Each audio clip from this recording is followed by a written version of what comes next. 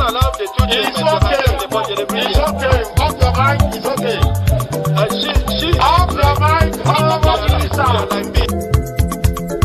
Chai! Now wow, people wey suppose talk truth to power don't off mic. And if we talk, now 500,000 they go summer us, call them hate speech. But fear not, my ego don't come. In go touchlight every corner, nooks and cranny of all these bad people where they spoil our country.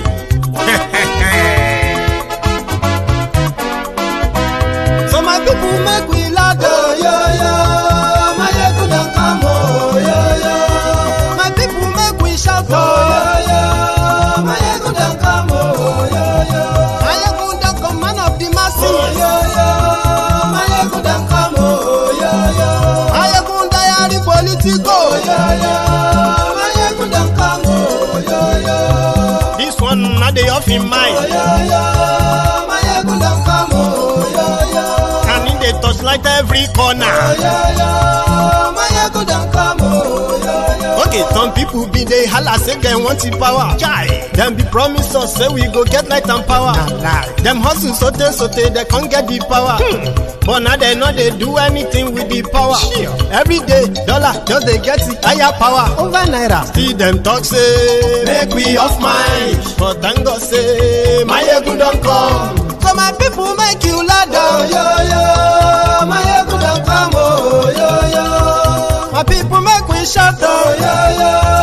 My ego don't come, oh yo yo. My ego don't come, man of the masses, oh yo yo. My ego don't come, oh yo yo. My ego diary politico, oh yo yo. My ego don't come, oh yo yo. This one not they off in mind, oh yo yo. My ego don't come, oh yo yo.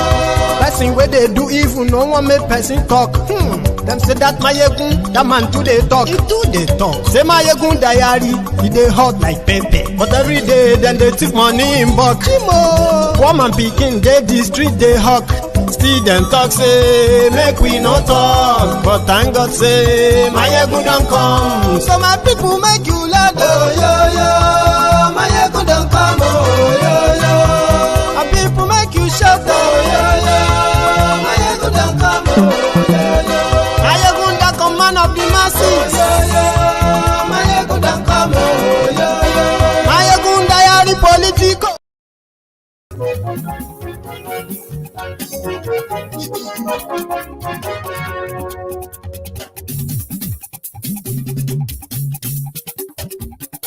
Hello there. My ego la wamo, la mo do. My ego diary,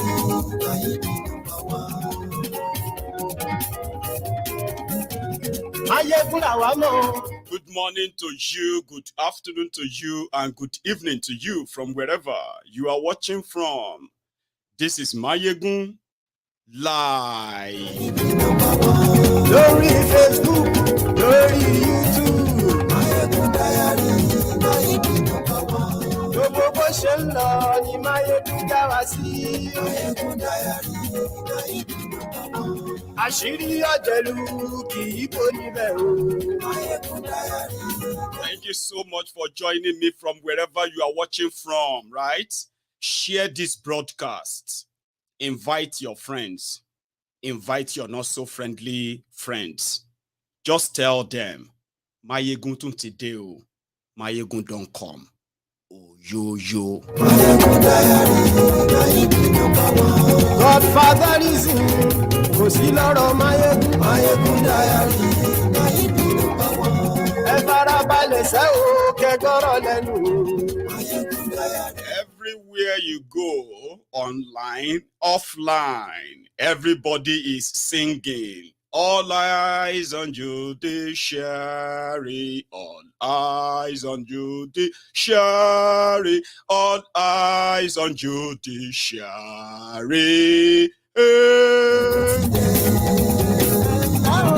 Mayegun ti dé, ọ̀jẹ̀lú ẹ̀ súnra jù. Mayegun ti dé, ayé ẹ̀ súnra jù. Mayegun ti dé. Lórí Facebook, And yes, we like Thank you so much. Remember, you need to like this broadcast for a lot of people to see it. You need to share it too, right? And then read the caption, read the description before you sit back, relax, and be part of this tonight. Share the broadcast. and yes, we like Presido Barufio. And yes, we like Igoni Nagoje. And yes, we like Niger Republic is also popping up on our conversation tonight as well. Remember that.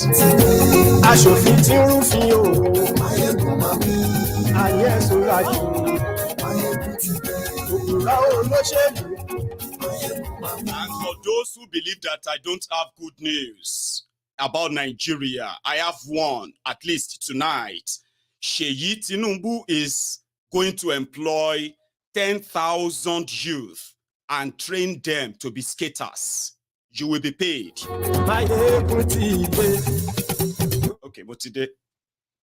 So good morning to you once again. Good afternoon to you, and then a good evening to you from wherever you are watching from. This is Mayegun Live.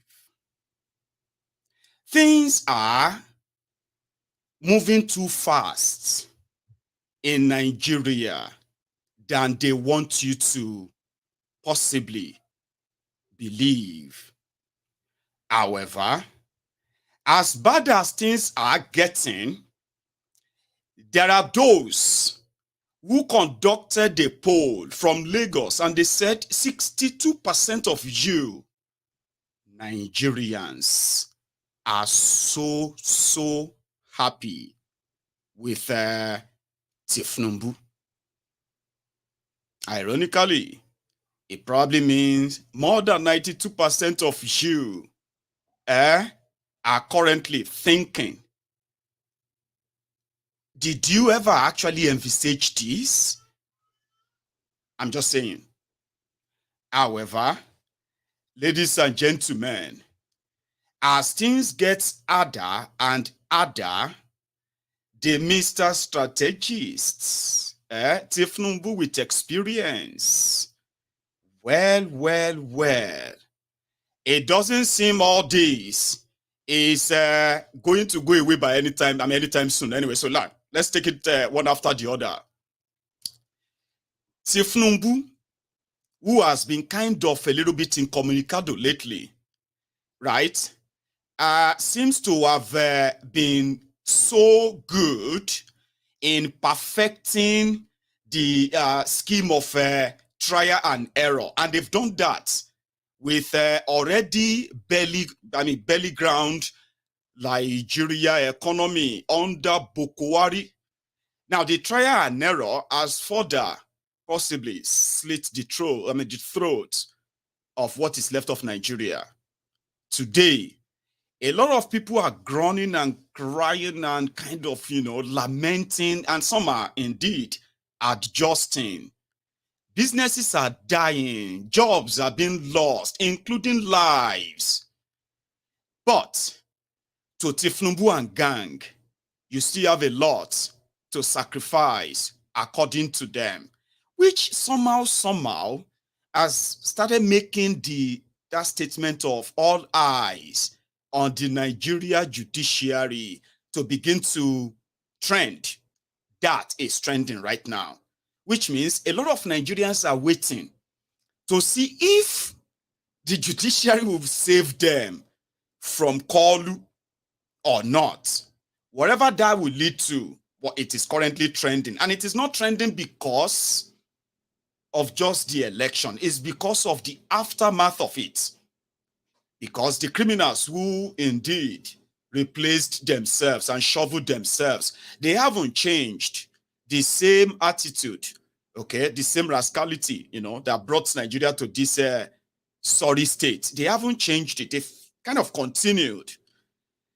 But for those of you who genuinely believe that the judiciary would have to kill itself in legitimizing Tinubu, it is ideal to keep all those points and facts always fresh in the minds of the people, so that when the judiciary, who is now saying they are being pressurized by who?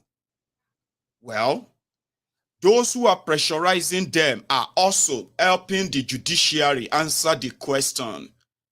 And they are blaming those of you who are asking the judiciary to do the right thing.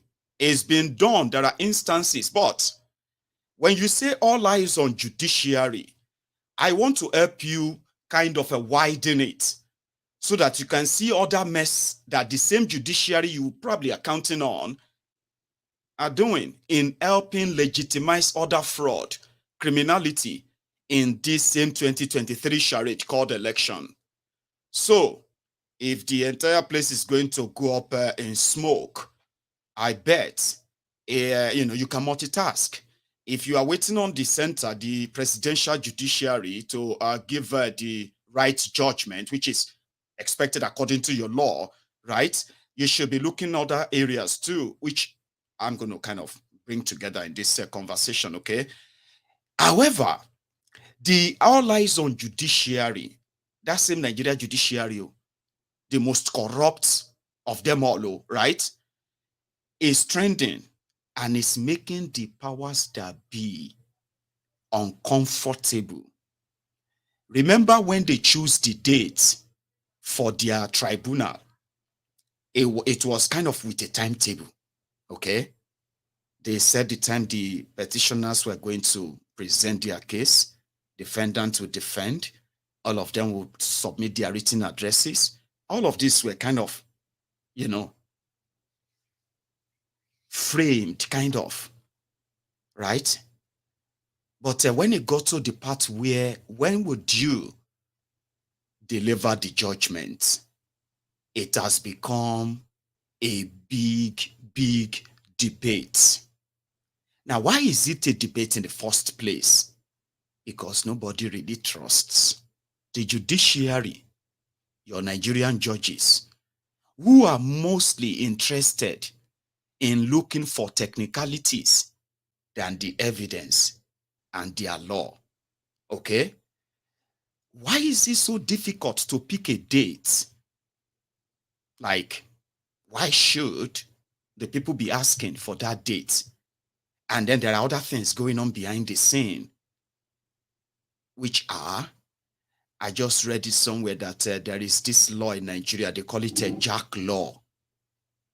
Don't ask me the full meaning, but I can explain what it means in practice. And what that means is that if you are wanted by the authority,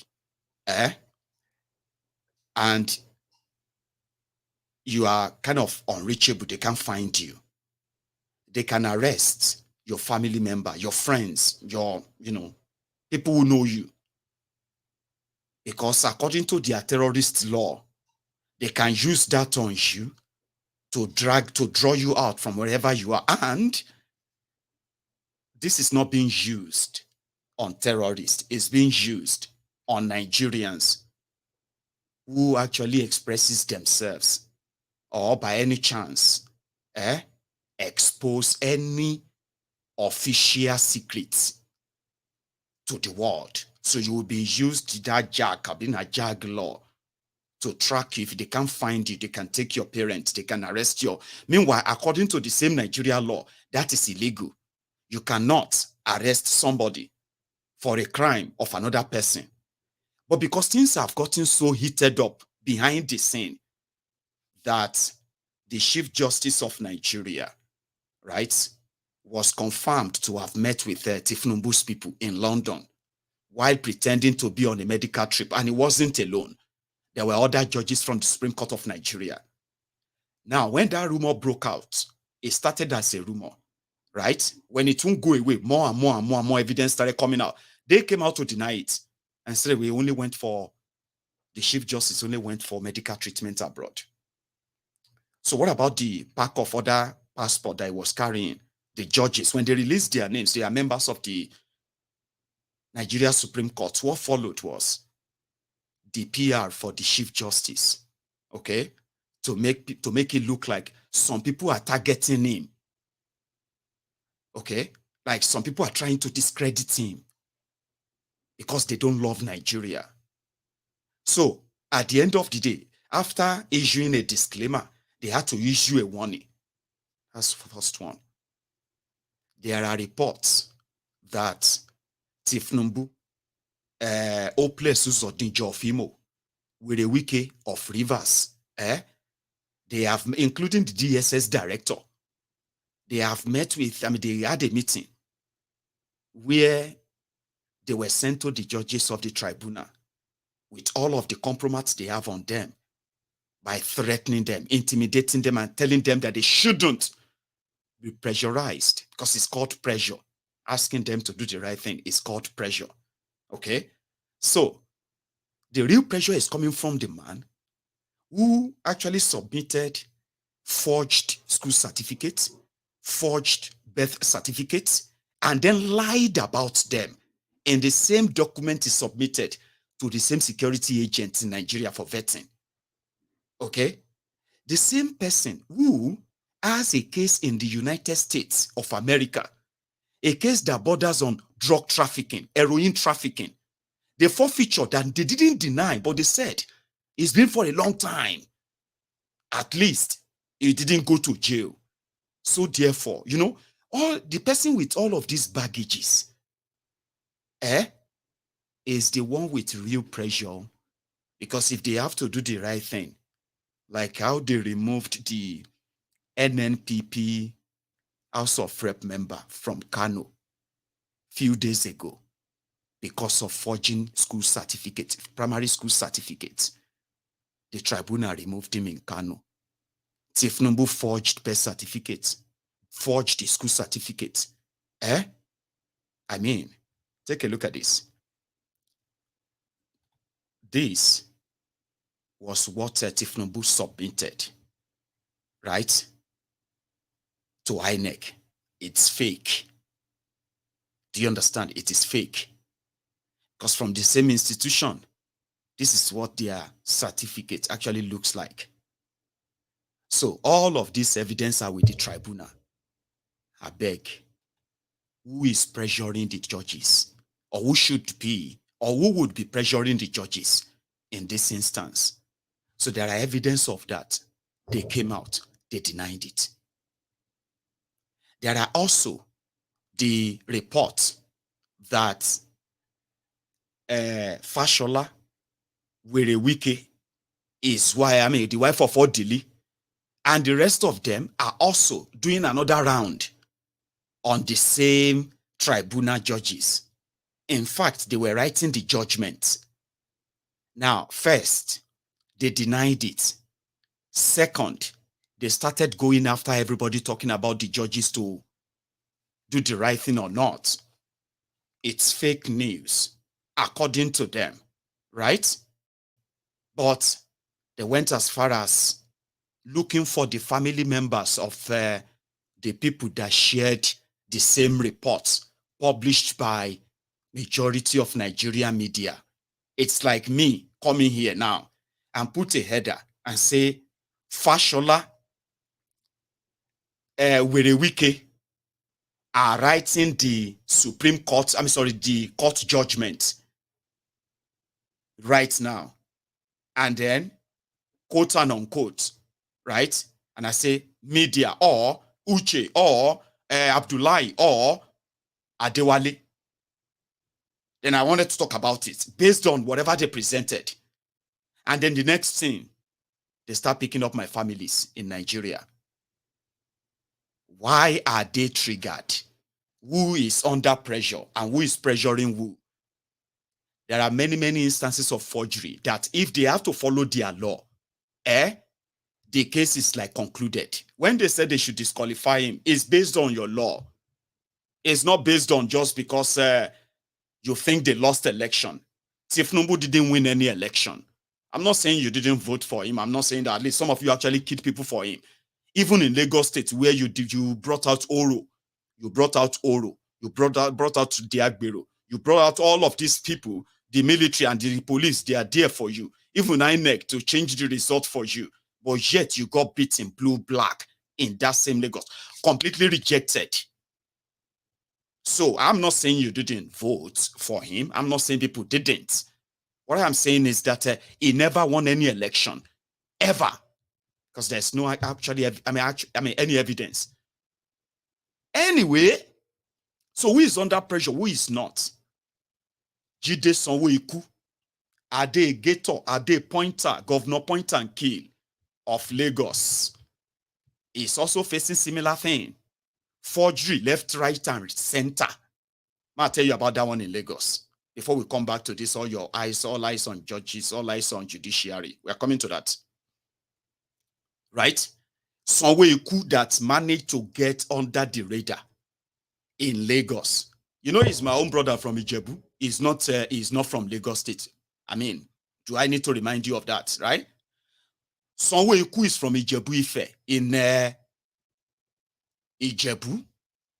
However, his parents, who were in Lagos, born in Lagos, raised in Lagos, or whatever, we don't know what happened. Sanwoolu used a forged primary school certificate from from Ijebu Ife. So when they went back to his school for the first time, you know, he's been a first-time governor already. Now, second time it is. Apart from rigging parts or the figures, numbers, no, they had up. Leave that one. That one is the voting, Abi. We are talking about criminals hiding under the radar until someone somewhere decided to open everything up. And it became a thing. You know what they said? They had to go to Ijebu Ife. It's like me who went to Dogbolu Muslim primary school, Dogbolu. And you can't go to the same Muslim primary school. My name is not there. Or I tell you that I went to Odogbolu Grammar School. These are like primary, secondary education that are so available in Yoruba land until these guys decided to make it a luxury for our people. When I was growing up, primary, secondary school is like it's always there. Standard. There's no private school that you have today that you have to send your children to where they are drawing on the wall, on the fence of school, to A for apple, B for no. Proper schools. Yeah, we have our kindergarten, what you could later call kindergarten, KG. Now, Jelio Simi with a column for Yoruba land that time. I don't know what they call it in your own language, by the way. Jackie Ileo Simi, you know, just go somewhere like a creche, like daycare.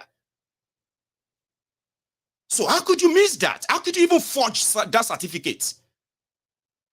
So that one is happening in Lagos right now.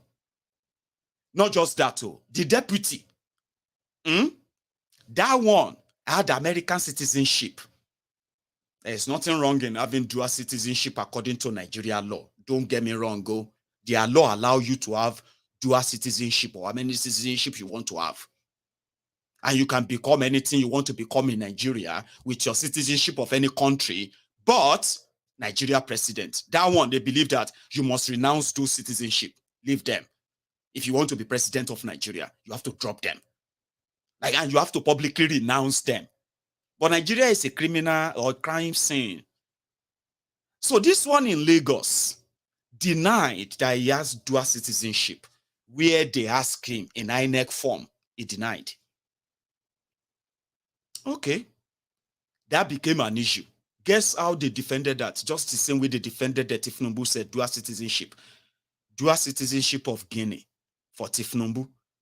When his lawyer, Iron Ekpekun, went to court, that one a senior advocate of nonsense. So chief senior advocate of nonsense. They have been rigging the judiciary before everybody now brought this searchlight on all of them. And that's how they all go and figure out how they all become senior advocate of nonsense that they have actually proven to be. You will realize that everything is rigged. No substance, no nothing.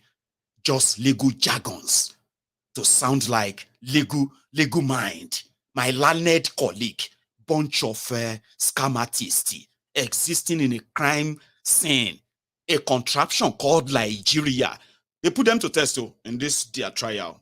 Joke, bunch of clowns. Legal luminary, legal mind. They are billionaires, so they have money. They have connections here and there.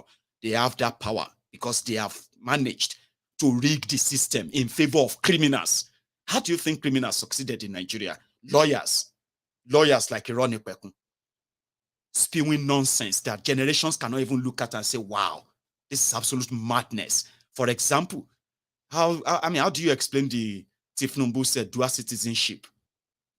Because by law, that should lead to automatic disqualification. Just same with his forgery. He committed a crime by forging certificates, right? And then lying under oath. That is perjury. 10 years in jail. That is what your Nigeria law says, 10 years in jail. So he committed forgery. Through forgery, he committed perjury.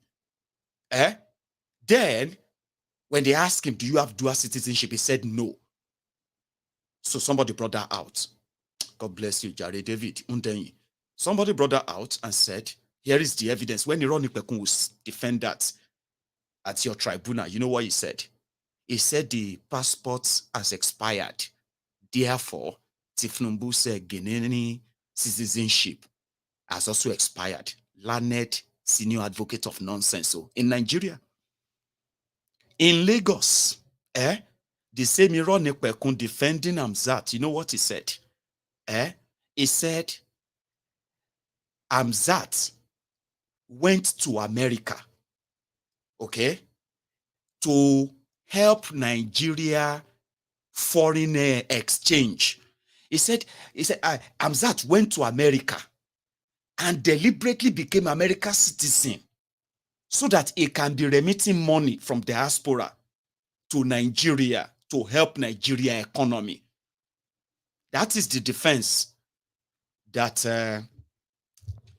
Hamzat Unko lied that he was an American citizen. All these lies are like that, right? Yeah, there is another one. If you go to Enugu right now, the governor of Enugu State, Peter Mbah, I have never seen anything like that in my life. But Nigeria, you are welcome. You can always have them there. Peter Mbah is a lawyer. How did he become a lawyer? No idea.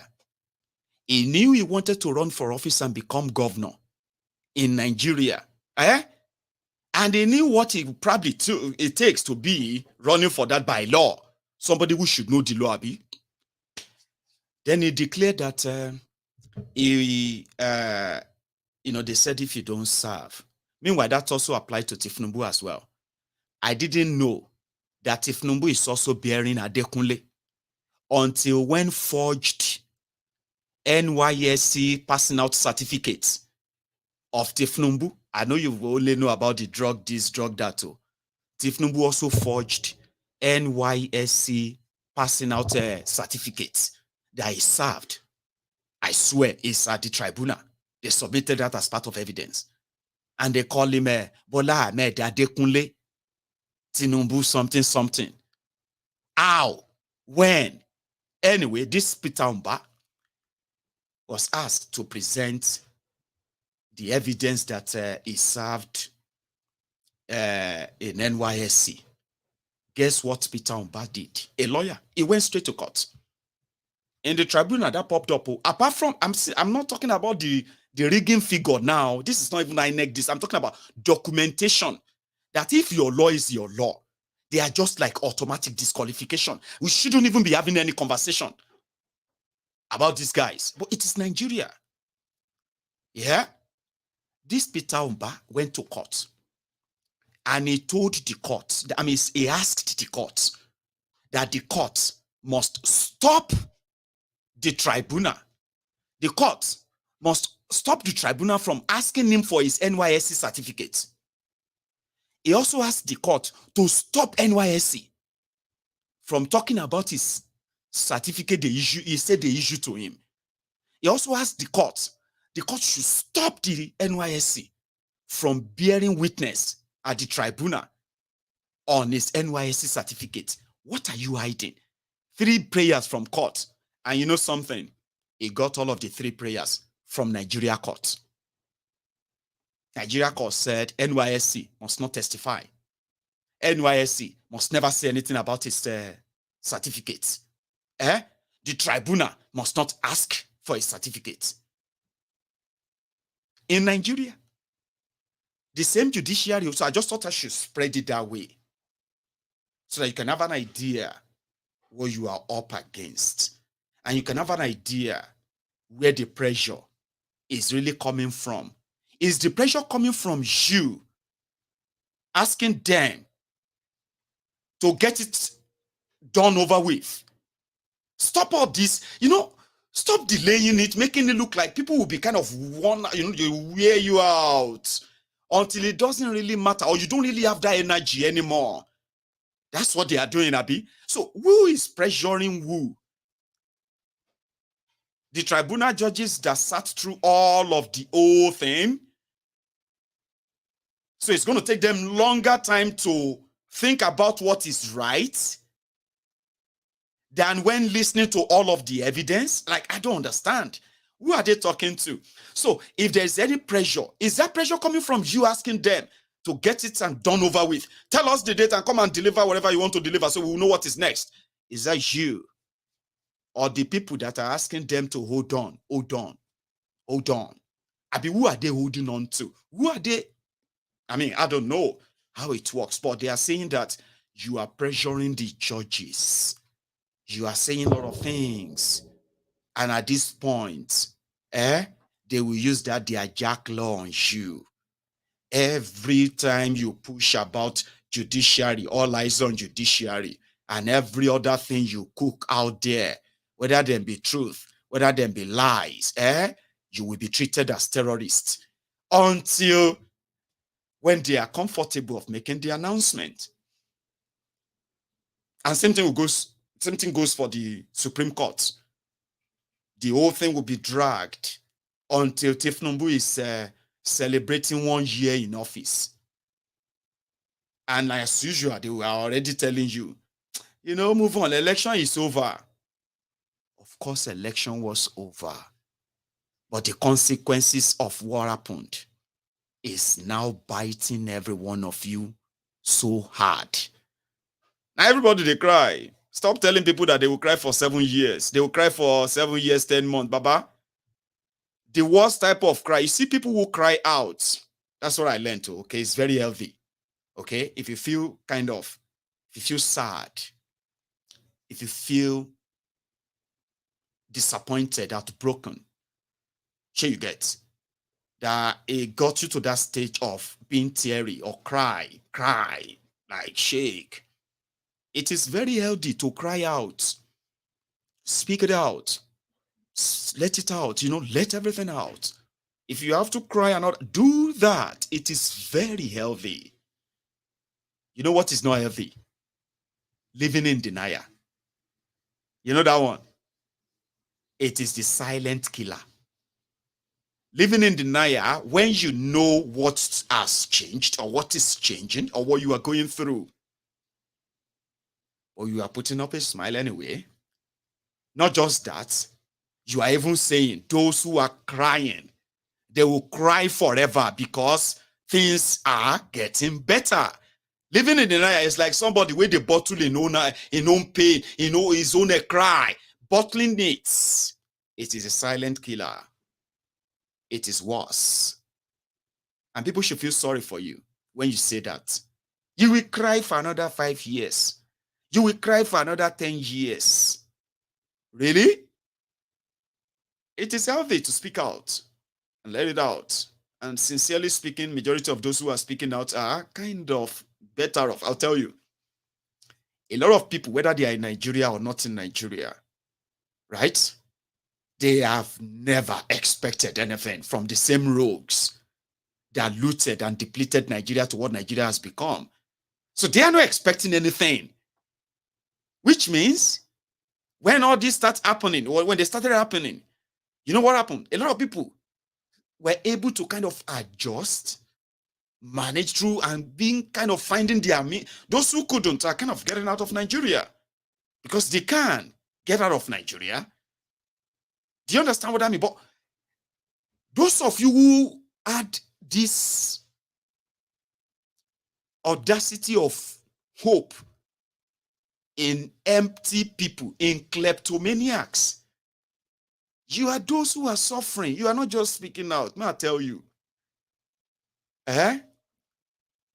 When you were ready to kill, when you are shouting your Yoruba Ronu, when you are doing your Muslim, religious this and that, did you ever think things are going to get this bad? Did you? Tell me. Be honest. A lot of you said you thought Buhari was the problem. And that was why you decided to go that dark because of this call. A lot of you went so dark to so many dark places, to that darkest places. There are some of you probably never saw yourself becoming this dark-hearted because you thought Buhari was the problem. He was the one who just doesn't listen. He was the one who was so clueless. Tinubu built Lagos. Tinubu built people. You were living in denial. In a real denial. And because of that, you went dark on your fellow suffering Nigerians. You were all suffering under Buhari APC. But you thought Buhari was the problem. Did you ever tell yourself the truth? I knew he will remove subsidy. Okay. What was your expectation if you knew he was going to remove subsidy and all of that? Because he had the political will to do it. He's the one who can. Now, did you envisage this mess? Did you? And it is going to get worse. Oh my, worse. It is not a cause. It's going to get worse. Because these guys have no idea of how to build the country. They are like these baboons. Look at them. They hijacked the car. Yeah? A nice car.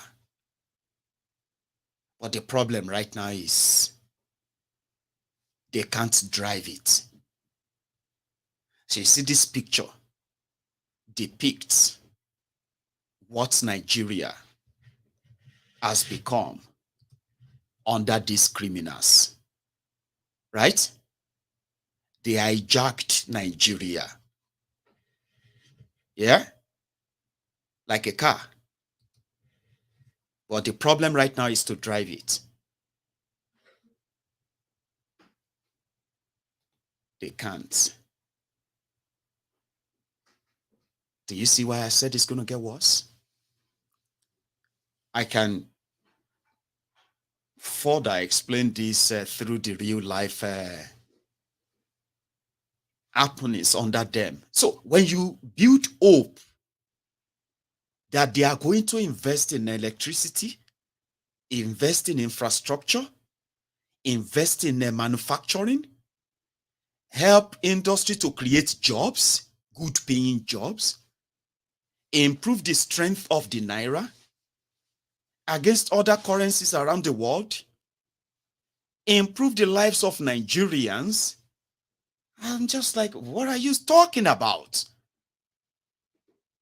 What are you talking about? With these guys, same ones, same one that he built Lagos.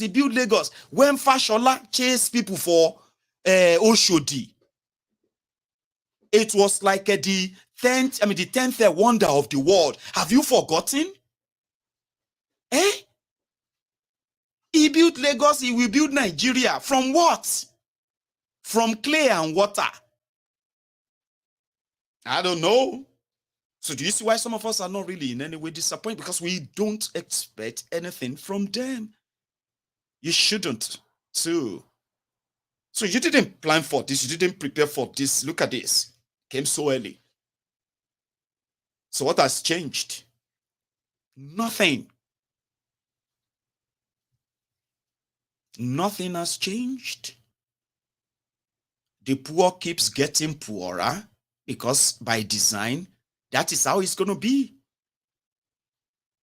The thieves getting richer and richer by design. That is how it is expected to be. So where is that hope coming from? From your deluded mind, believing that those who helped Bukwari destroy Nigeria, they will suddenly make Nigeria better. I don't get that. Let's roll it back a bit.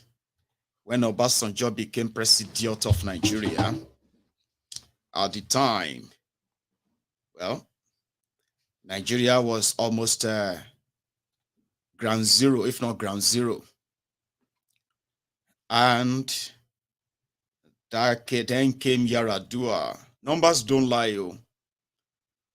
Deficit on their budget, GDP growth rate.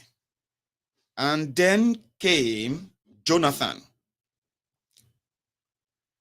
And look at all of them.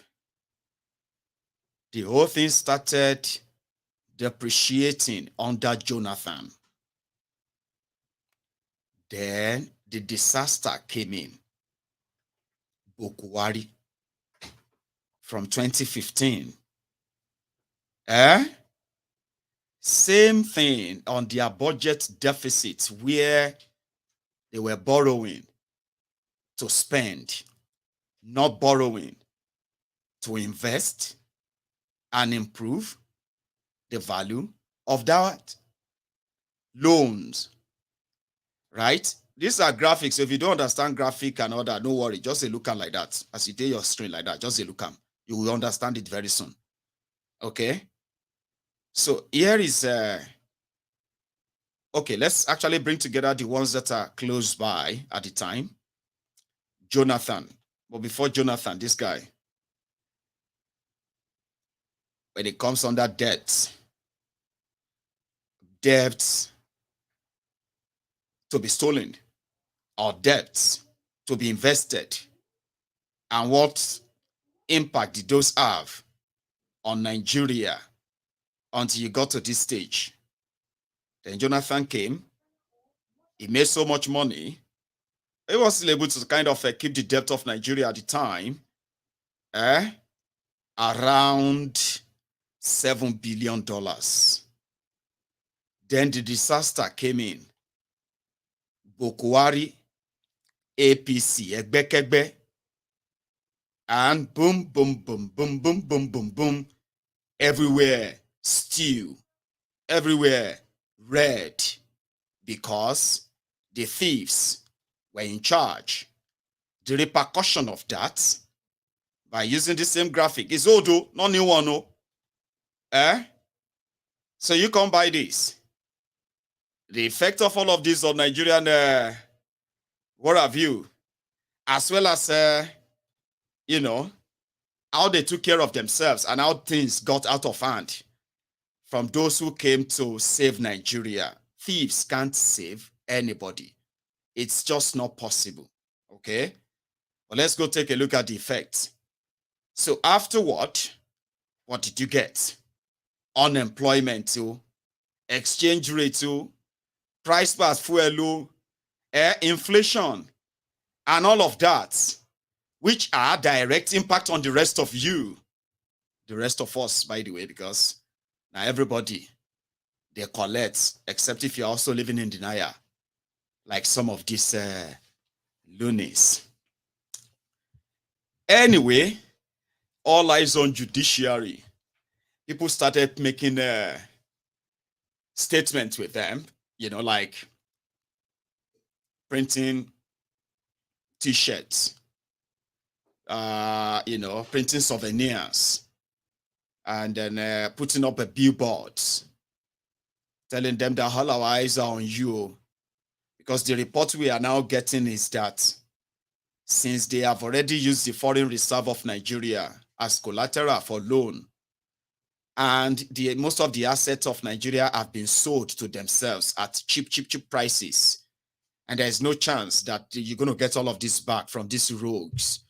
So therefore, there is not going to be any difference from what is happening to Naira right now. When people said Naira is being devalued, experts have started coming out to say, nobody is devaluing Naira. Naira is actually moving to its original value right now.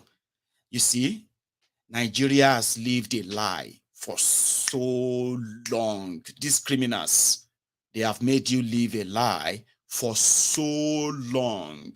They were depleting Nigeria. Nigeria was they've made Nigeria a very, very poor country. And that is why Nigerians are the poorest, they have the highest number of the poorest people on this surface of the earth. Take that to the bank. That's what they have done. They have been lying to you.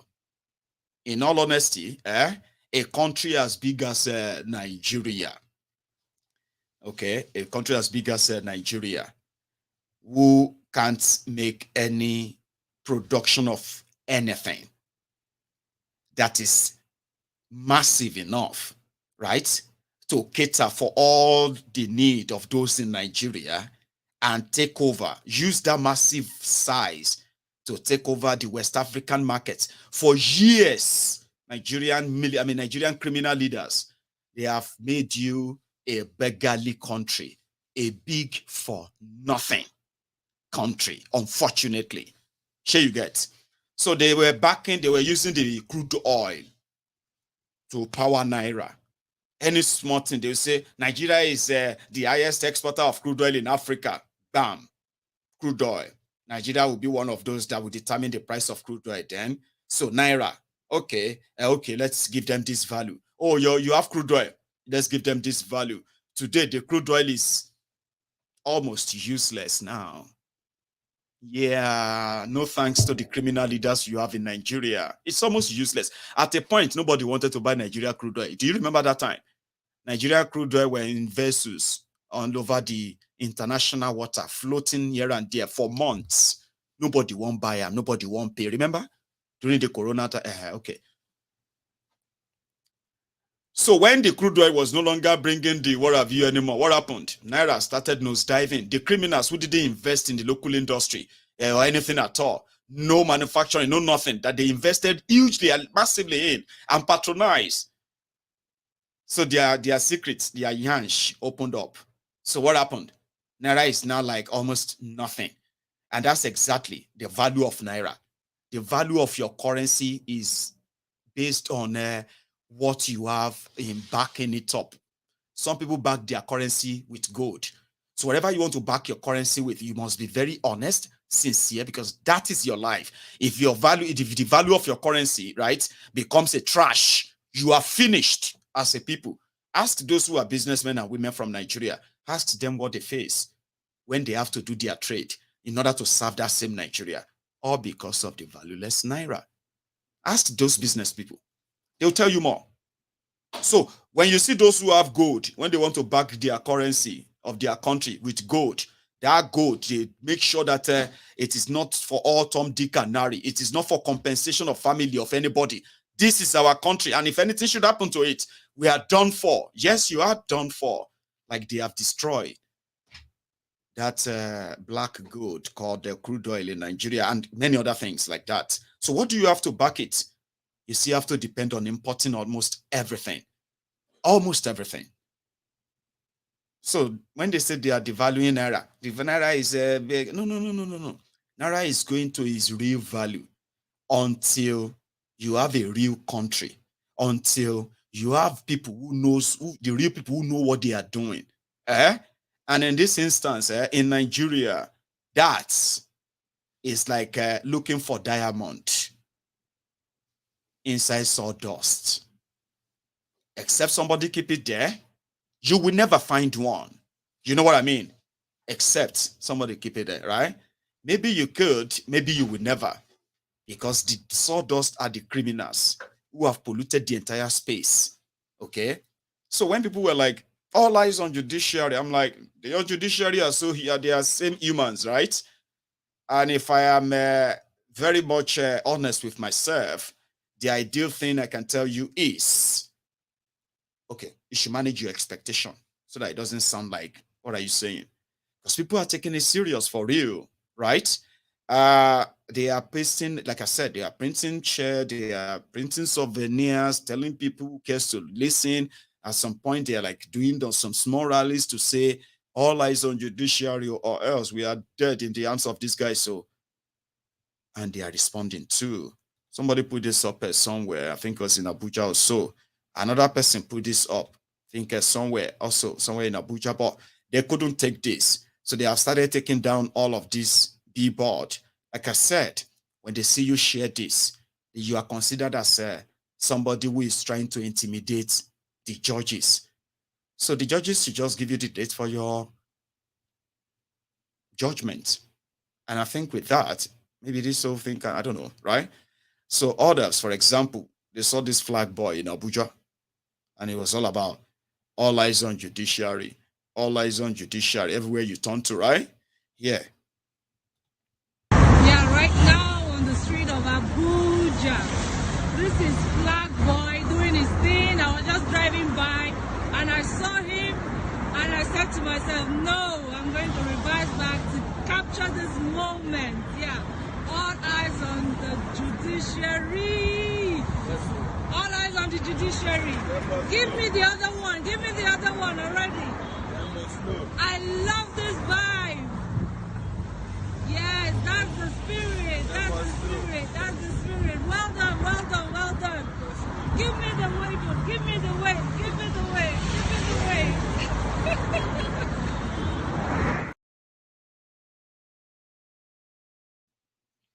Like I said, on the street. But here is one of those billboards.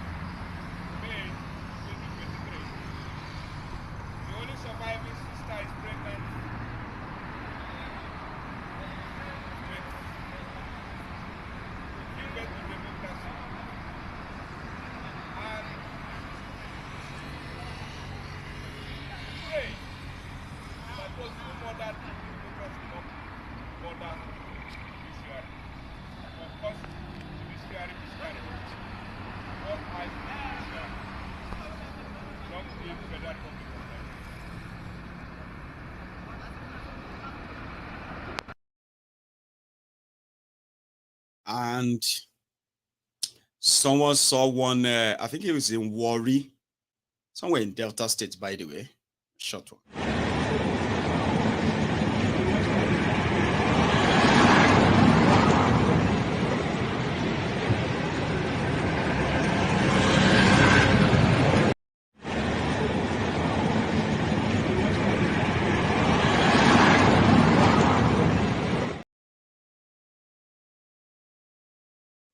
So, all eyes on judiciary, as they say. But I'm going to hold on that, all right? And we will come back to it. Do you know that this issue of Niger Republic and the war in Niger that is looming, a lot of information flying here and there, but there are some twists coming into it as well. The other day, I think I shared with you the protest in Kano and in Katsina against the ECOWAS invasion of Niger. I did. And I also told you that the protest wasn't against Tinubu or Nigeria. The protest was against Christians. Yes, Christians. They believe that Christians are those who are asking for ECOWAS to invade Niger. But they are not stopping there. They are also now accusing the man that they said is from the southern Kaduna, chief of general staff, or is it chief of army staff? Anyway, their imams and all of them are beginning to spread that misinformation, which they believe if a Niger Republic is attacked, the Christian community in northern Nigeria should not go to sleep. They will be attacked too, because they know that the man, they are saying it, they said they know the man that is leading ECOWAS to attack Niger Republic is the newly appointed Southern Kaduna general, which is not true. However, I may not understand Hausa. If you understand Hausa, do us a favor. Drop the summary of what you are about to watch. Help me drop that in the comments. I'll come back and tell you what I know he said. Tun daga kan shugaban ƙasa zuwa ƙasa, wallahi billahi duk wanda ya kuskure wallahi za mu fito mu gaya masa. Allahu akbar. Ba wani mutumin da muke shayi ko shakka. Amma Muhammad sallallahu alaihi wa sallam ya ce, "Idzal taqal muslimani bi sayfayhima al-qatil wal maqtul fi an-nar." Idan musulmi guda biyu suka yaƙe ƙeniya tsakaninsu da takubba da makamai, da wanda ya kashe da wanda aka kashe duka za a sa su wuta. Sai mai tambaya ya ce, ya Rasulallahi, haza huwa al-qatilu wa ma balul maqtul. Ya Rasulallahi, wannan fa shi ya kashe, to me yayi laifin wanda aka kashe? Manzon Allah ya ce, fa innahu harithun ala qatl sahibihi. Ai shi ma din yayi kwadayin da ya samu damar shi zai kashe wancan, damar ce bai samu ba shi aka kashe shi. To mu musulmi hatta yanda ake rabon fada sai da alqur'ani ya koya mana. Allah ya ce wa in da'ifatani minal mu'minina tatalu. Idan bangarorin musulmi biyu suka yaƙe ƙeniya, wannan ya yaƙi wannan, wannan ya yaƙi wannan. To sai Allah ya ce to a samu wasu waɗanda ba su cikin yaƙin. Bari in kwatanta da ECOWAS. Koko. To ke ECOWAS don iyayenki ga umarnin Allah. Allahu Akbar.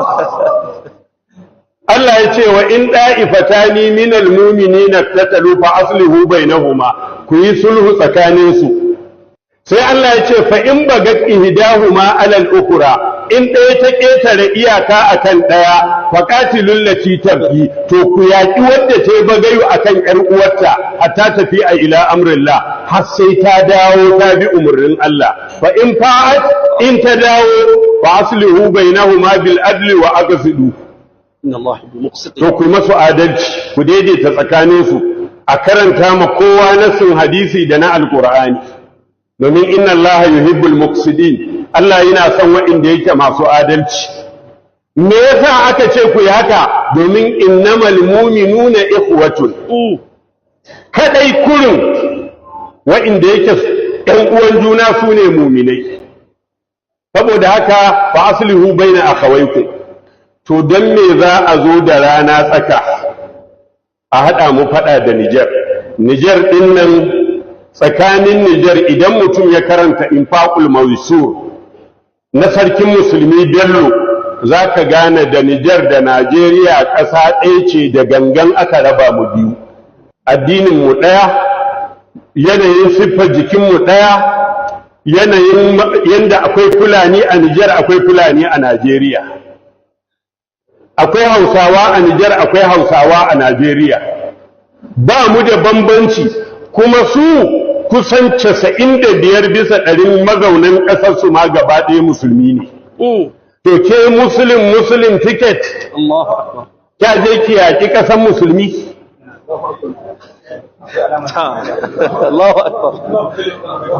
Wani irin ɗabi'a ne wannan? Wani irin musulunci ne wannan?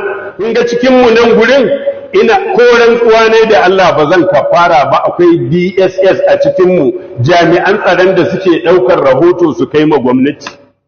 To da Allah ku gaya ma mai girma Tinubu, shugaban ƙasar Najeriya, mu 'yan Najeriya ba mu zaɓe shi don ya jawo mana faɗa daga ƙasar waje ba. cewa akwai abubuwa guda 5 wanda aka ce shugaba ya karewa al'ummarsa. Na ɗaya ya kare masu mutuncinsu, tun daga zagi ko duka ko zunguri ko wani abu mai kama da wannan.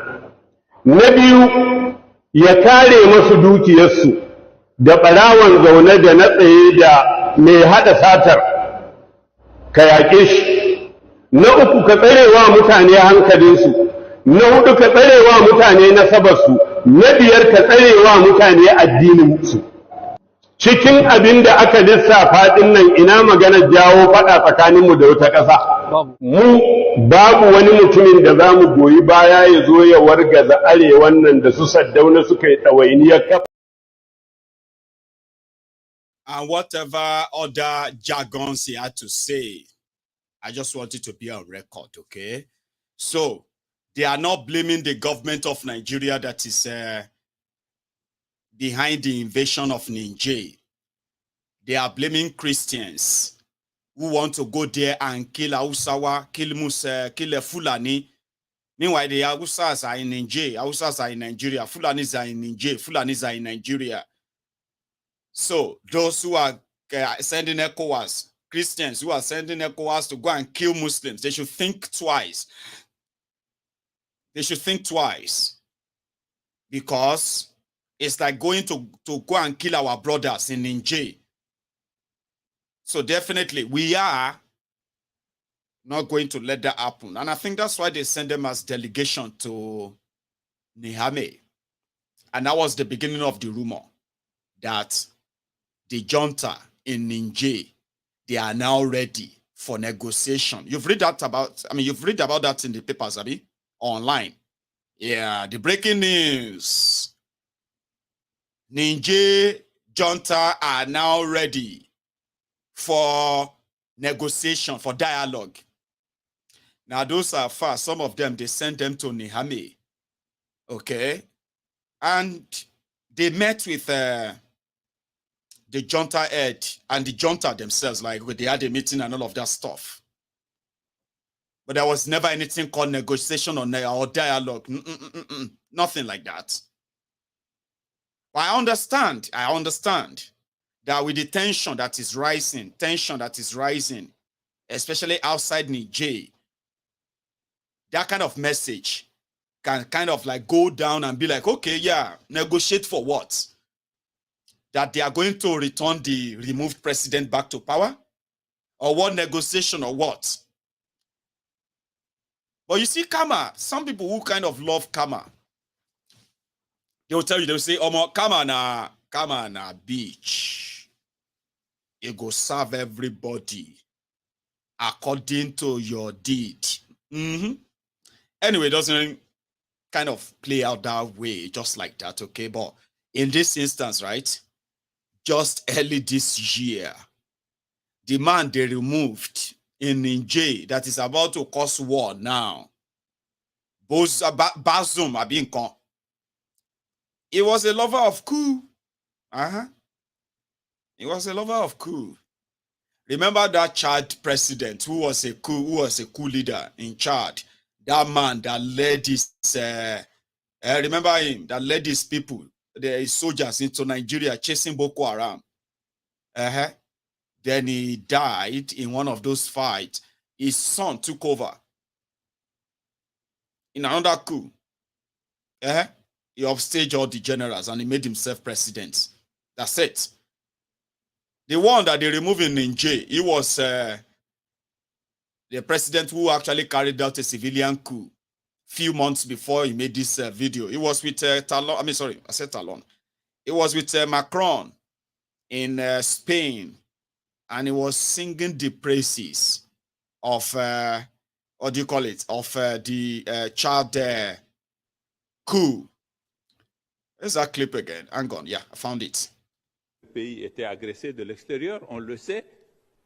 Et n'étant pas sûr de la cohésion de l'armée, de l'état de son moral, de ses capacités à faire face à cette situation, si c'est la Constitution dans sa lettre qui devait être appliquée, il y avait des risques que ce pays, qui constitue un pôle de stabilité dans notre zone, bascule aussi dans l'instabilité. Même si nous devrions considérer qu'il s'est agi d'un coup d'État, la raison commande que nous fassions le pari que, à la faveur de cette transition pour laquelle nous avons exprimé notre point de vue et demandé de faire les choses conformément à un certain nombre d'objectifs qui nous ont été promis et sur lesquels nous sommes en train de marcher, qu'on envisage donc une transition qui permette un dialogue et qui fasse en sorte que le Tchad ait peut-être un nouveau départ.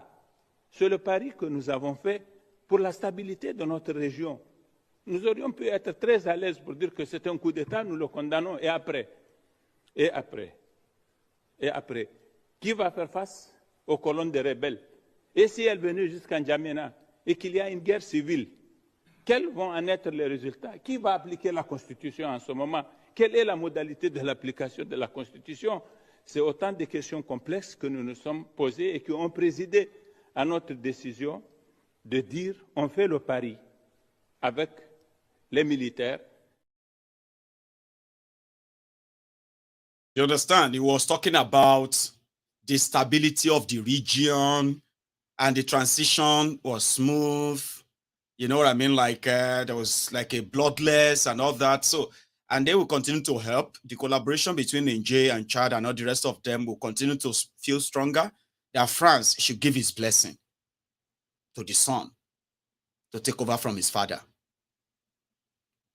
That was him there, Bazoum.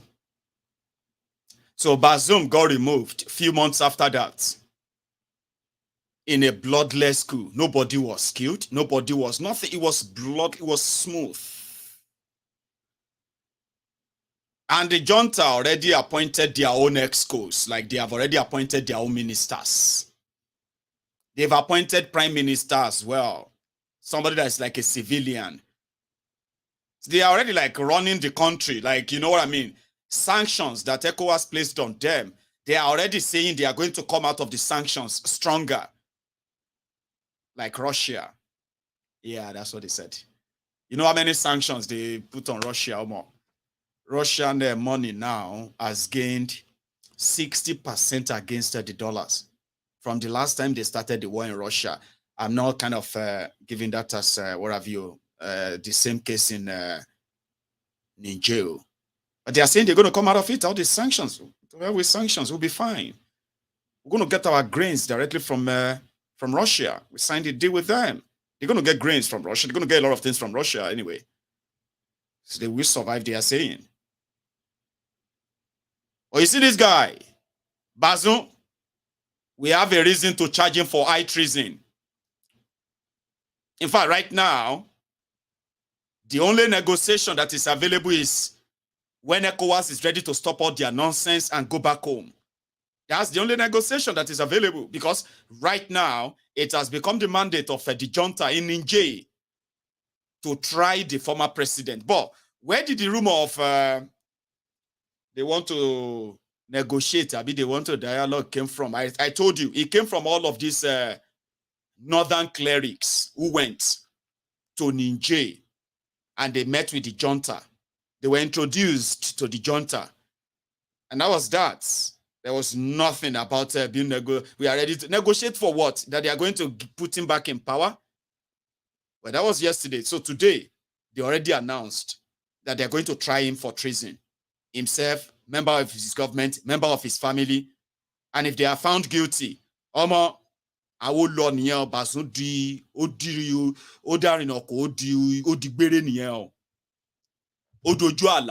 for dream, we go to see Bazoum again, and for posters, so if they found out guilty.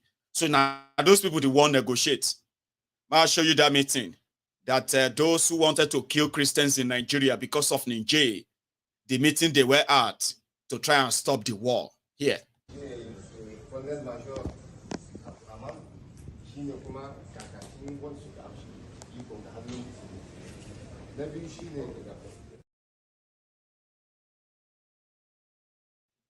Sorry, guys, there's one more thing I want to add before I play you that clip.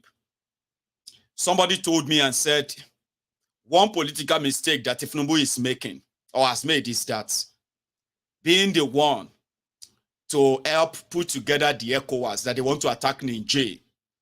That if Tinubu meets Niger people, they will bring in interpreters to speak to them. When people from France come to Niger, they will speak French. When Tinubu and gangs send people to Niger, they will speak English, or those who can speak French and all that. But when these guys, Islamic North of Nigeria, the Nigerian of what is part of Nigeria, the Sharia North, when they meet their brothers in Niger, are the same language that they speak. Hausa. Let's go back to that meeting.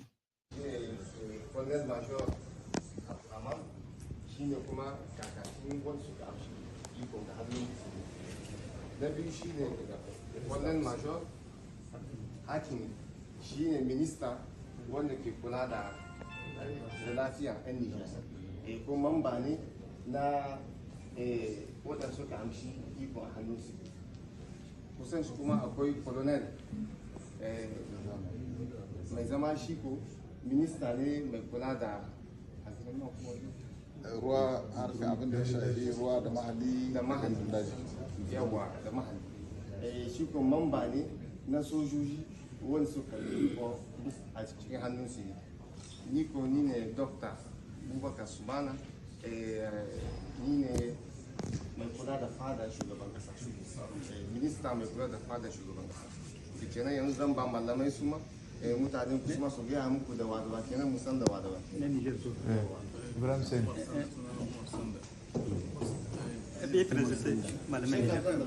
Ibrahim Oui.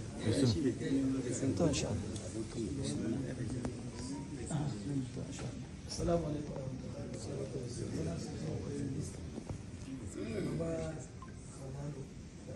Malamanmu wanda suka zo daga Najeriya sunan kungiyoyin musulunci ne Nijar muna muku hawa sannan ku da zuwa Allah ya biya mun so mu gwada muku nan ga duka malamai da ko'ina suka haɗu tun da aka sami cikin wannan al'amari jiya ma muna masallacin juma'a mun yi sallah tare muka yi kunu muka yi addu'o'i kuma mun duki alƙawari da ma Allah sai lokacin da insha Allah hankalin sun kwanta kuma mun gode da ɗanwantaka da aka da mana wanda suke nan suke so in shaida ma malaman wanda suka zo daga Najeriya akwai malam Imam Abdullah Umar shi ne shugaban malamai da mai dashi mai haɗin kai na arziki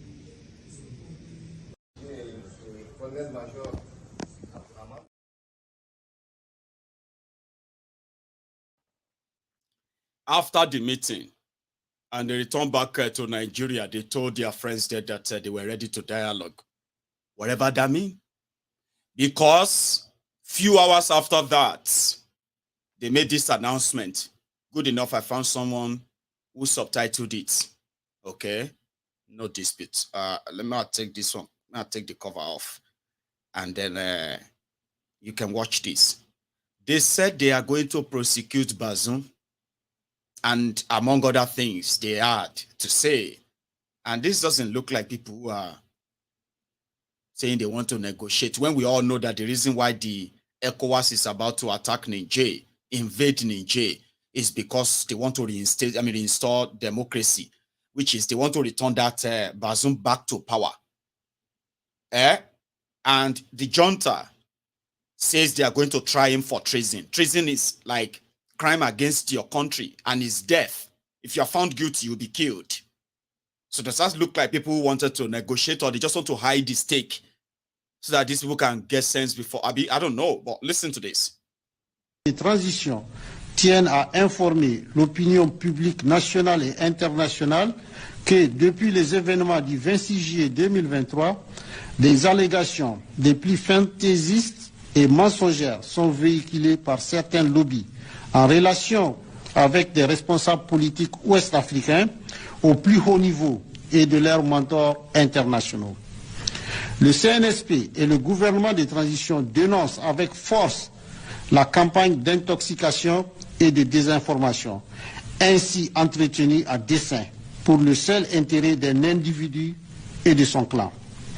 Ce, dans le but de discréditer les autorités nigériennes de transition et faire échouer toute solution négociée de sortie de crise afin de mieux justifier une intervention militaire sous-traitée à une puissance étrangère par certains chefs d'État au nom de la CEDEAO.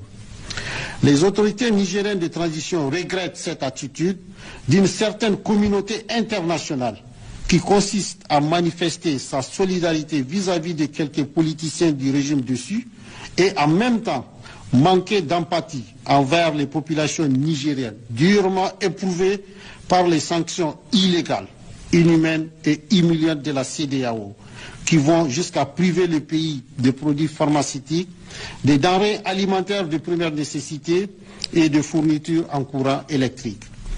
Le CNSP et le gouvernement de transition saluent la résilience et la solidarité du peuple nigérien qui fait preuve d'une grande dignité face à cette épreuve, dont il compte tirer toutes les leçons qui s'imposent et en sortir renforcé et grandi.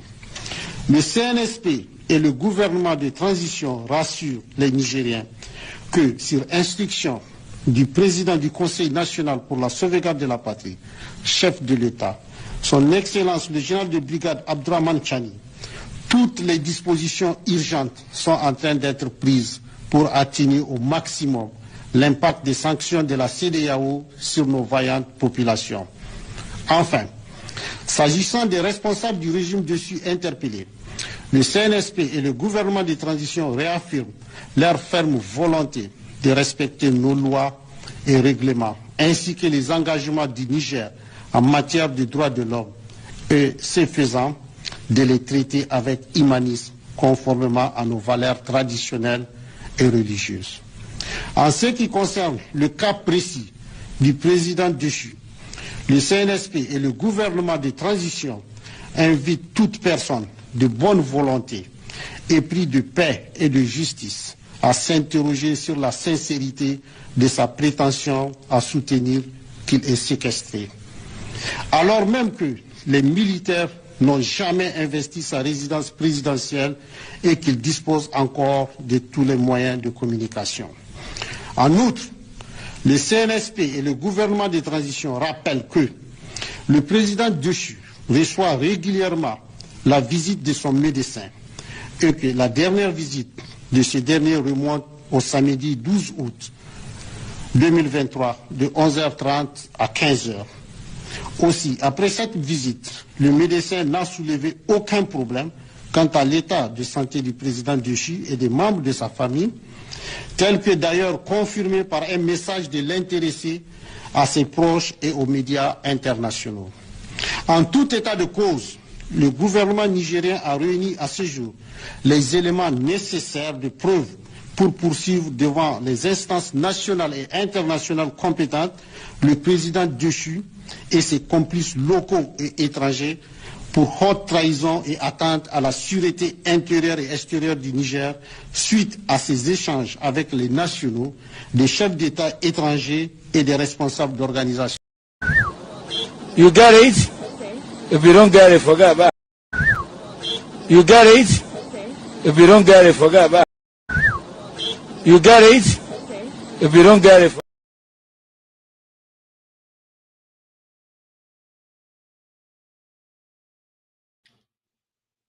you get it? Eh?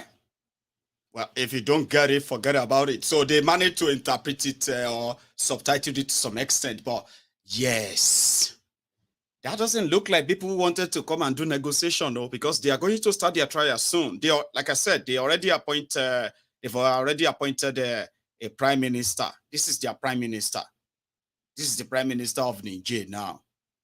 According to them, they are looking around there for a better solution on how to the Niger people to withstand the illegal sanctions of ECOWAS. So that's what I meant by, and as like I said, right? When you plan military coup, they have 8 regions, okay? Like you say, 8 states in Nigeria, they have 8 in Niger. Now, in that 8, they've already appointed their governors to all of them. In one of those places, here is one of their own military governor resuming of his office in Niger.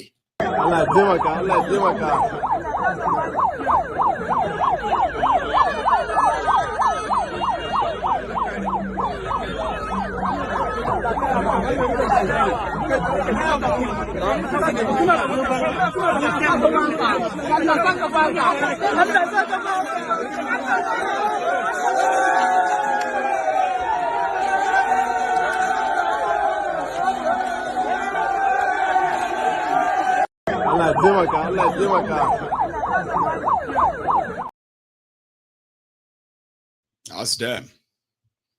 That's how they welcome their own governor. Yeah, that's a governor of their own region and his team. So to them, it's like, you know what? That's it. Like, it is no longer a coup. It is only a coup if it didn't succeed. The moment it succeeds, right, it becomes a government. Whatever name you want to call it, junta, or because they've already established their own rule. Or, I mean, their grip on power already. They've taken over everywhere. So who are you removing exactly? Like, how are you gonna, like, you know? Anyway, we'll figure it out in the coming days. So they said that ECOWAS is having a kind of a rethink that maybe with small time, maybe if their own puppet masters are not kind of pulling the string again, that they have to do something. Because from reports, they said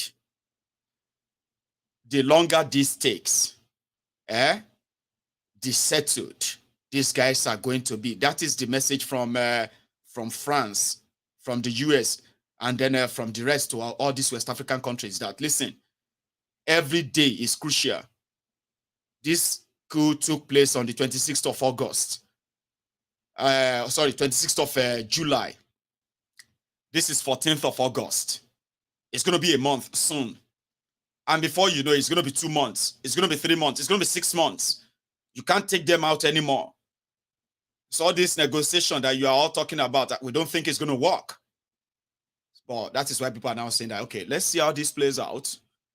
Maybe the junta themselves will have to like mellow down and cut deal as well. We don't know.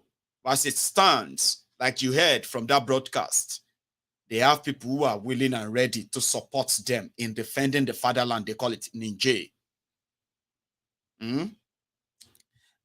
Somebody said that the video of that sheikh that I played earlier was not attacking Christians. Of course, he wasn't. Okay. The particular video where this sheikh was indeed mentioning the name of that chief of defense staff or what have you from Kaduna, I couldn't put that up. Because when I tried to upload that on my Facebook earlier today, I got this mad warning. And I don't want to put that in my main broadcast, by the way. But yeah, a lot of you know that, but you would love to deny. I mean, find something to say. But that's not what he's saying and all of that. But is that what you're saying in the northern Nigeria? That, or is that like, are you kind of publicly rejecting those who publicly displayed that religious, what do you call it? Religious sentiments towards the Niger war? Like, do you deny them? Like, did you come out and make a public denial of them? Anyway, going forward, since the Muslim tickets was used in Nigeria for, according to one of them who now said that their hope has been dashed by Tinubu, another northerner.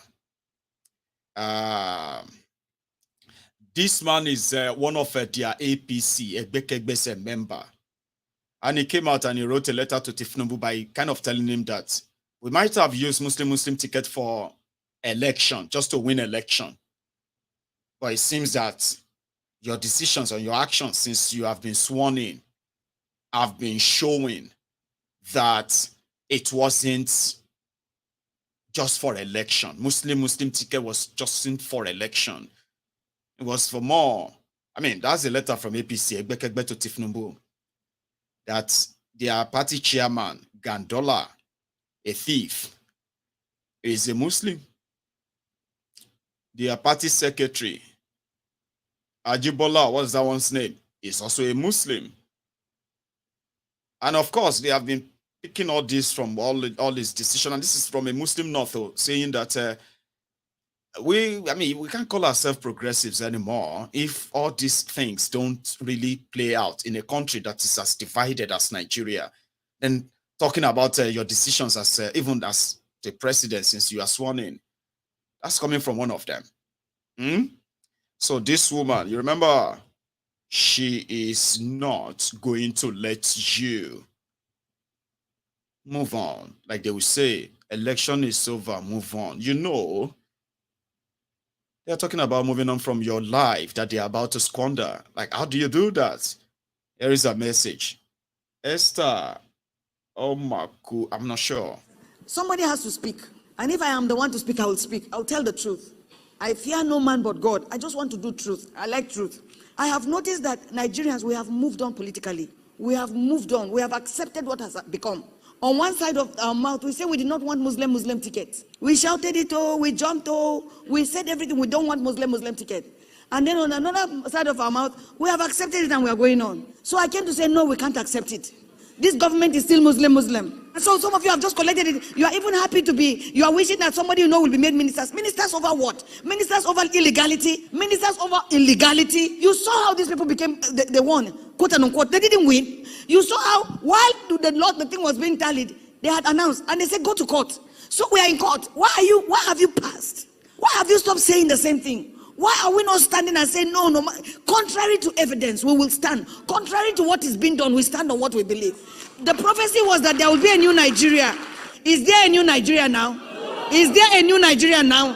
Is what we are seeing what we prayed for? No, this is not what we ordered for. The fact that you have stopped praying amazes me. The fact that you have stopped confessing amazes me. Abraham believed to the end. Even as his body was dying, he believed. So they have brought up ministers, they are doing, I still don't believe. I refuse to accept it. I will not accept it. Because that is not what we prayed for. That is not what they promised us. They promised that the result was going to be done a certain way. It came out a certain way. And Christians have accepted it. They are clapping. They are going on as if it's okay. If Muslim ticket was wrong yesterday, it cannot be wrong. It cannot be right today. It will not be right tomorrow. He said, but Pastor, we're afraid. Afraid of what is our country? Everybody has a right to live here. It's our country. This madness must stop. What is this? The same old people. Look at the ministers. And we are okay with it as long as one of our person is there. It's not about one of our person. It's the fact that right must be right. We must do the right thing. This kind of governance cannot continue. So we stand rejecting this government. We reject it. We reject the Muslim government. We reject it. I reject it. Mutuatung, the death is one. What is this? I'm surprised that Christians have accepted this. We're going on. I don't see resistance. I don't see us saying, no, we reject this. And everybody is quiet. I refuse to be quiet. I refuse to be quiet. This is wrong. It was wrong yesterday. It will be wrong tomorrow. As long as it's Muslim ticket. You know, the politicians have studied us. They know us. They will just make noise. They will just make noise. After a while, they will accept it. If we I'm sure they're telling themselves, let's just hold on. Let's just hold on. They will give up. I pray that this generation doesn't give up. We must not accept this. Don't tell me that they won. What did they win? How did they win? There was no winning. They took it, they grabbed it, and they ran with it. And when somebody takes it and runs, you run after it and collect it. What is that? They took it, they grabbed it, we will collect it back. You say, Pastor, what can we do? We can pray every day. Every day I put my knees on the ground and I say, Father, this government we reject it. He said, that's never been done. There's always a beginning. There's nothing God cannot do. There's nothing prayer will not change. Our God is a God of justice. I was hoping that Christians will be up and praying for the judges and keep saying the same thing. I wonder how many people are praying. That's how we keep accepting it. But in our lifetime, in my lifetime, I will see a new Nigeria. I will see a better Africa. One of the African leaders went for a meeting. He was asking, where am I? What am I doing here? Is there? They were telling him what to say, but he is completely out of it. But he is there. He's been there for over 40 years. And he has set up his child to take over from him. What is this? They went for the meeting. They were telling him, say this. He will say, hey, is that all? Is there something else? Because his mind is not there. By the way, what will not happen? We're not going to war with Niger. We reject it in the name of Jesus. We reject it.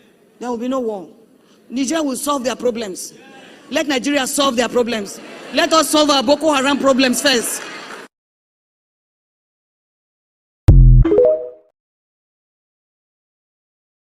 She's gone ballistic in that preaching. I was like, well, I like people who kind of be honest like that. Be honest. Stop using history of Israel and then Arab and then Abraham and all these people to deceive our people, telling them that they face obstacles. The same obstacle where Abraham faced, and you they face right now with your life right now. If you're watching me from Nigeria, like, tell yourself the truth. The spirit of Kinnikok, what it concern you with spirit of what have you? Look at what they are doing to you. So somebody who is very blunt like that and tell you that, okay, yeah, pray, then act. Yeah, sure, I like that. Blunt, straight to it. Stop lying to people and tell them that there's something that's going to just, you know what I mean? Like, no, it doesn't work that way. Anyway, that's just a by the way, because the thieves that they are asking you to ask God to destroy, you reject.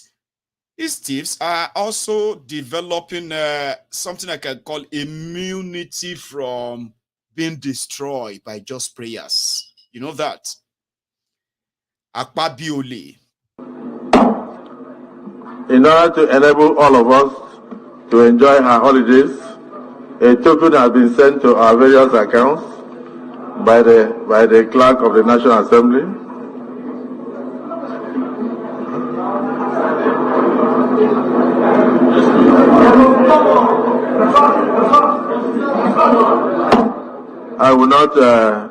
I withdraw that statement.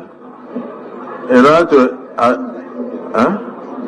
order to allow you to enjoy your holiday, the Senate President has sent prayers to your mailboxes. To assist you to go on a safe journey and return. This Senate. Nigeria is so corrupt, which I regret the day I was born in this country. It's unfair. This is unfair now. This is unfair. Nigeria is so.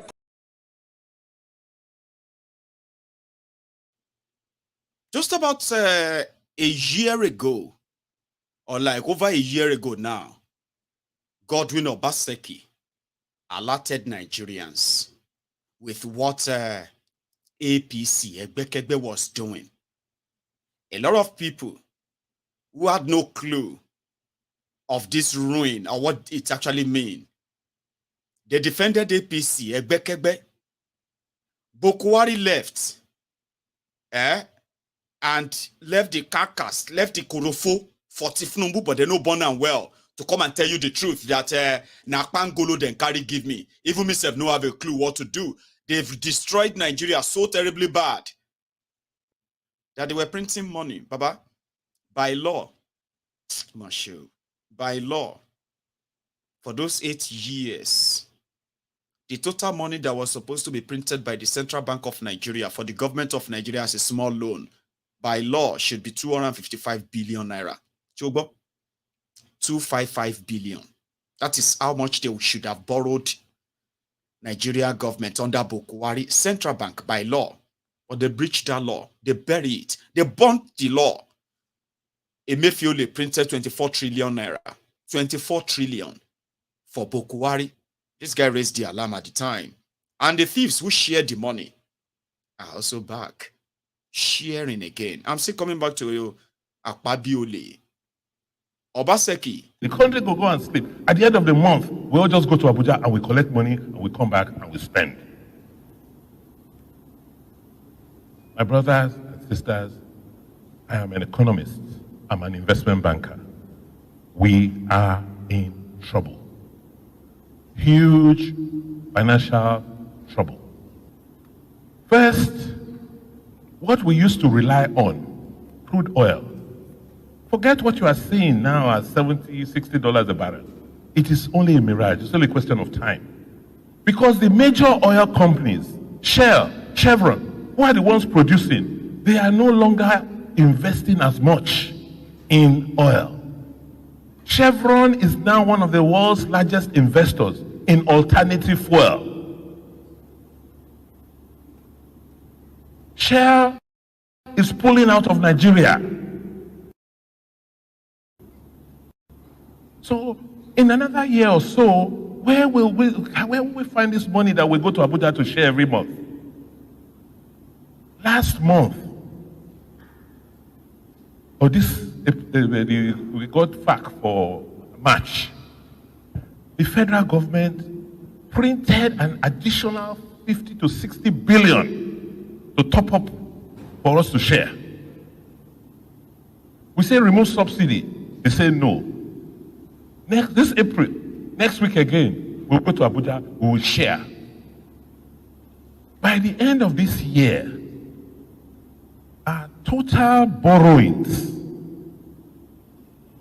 the total we have borrowed is going to be in excess of 15 to 16 trillion. And my worry is that we wake up one day, like Argentina, the Naira will be 1,000, 2,000, it will be moving. Because you can imagine a family, you don't have money coming in, you're just borrowing and borrowing and borrowing without any means or idea of how to pay back. And nobody is looking at that. Everybody is looking at 2023. The country.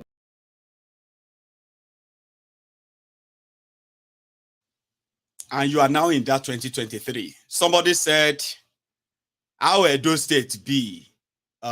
If you ask her, now who Ingo ask? Emperor. If you ask Obaseki, now who Obaseki go ask? Peter Obi has an answer for that, by the way. What would he have done different? I'll come to that. Do you know that the National Assembly of Nigeria, they are taking more than the 110 billion naira they told you they removed from your subsidiary palliative? Do you know that?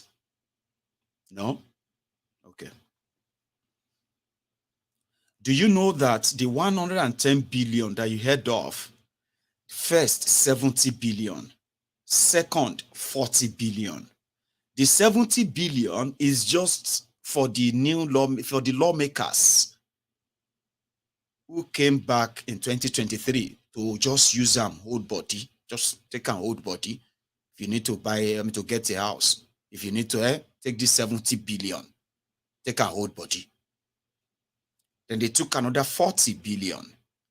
From that 40 billion, they need to buy cars for the principal officers and all of the members, senators, all of them.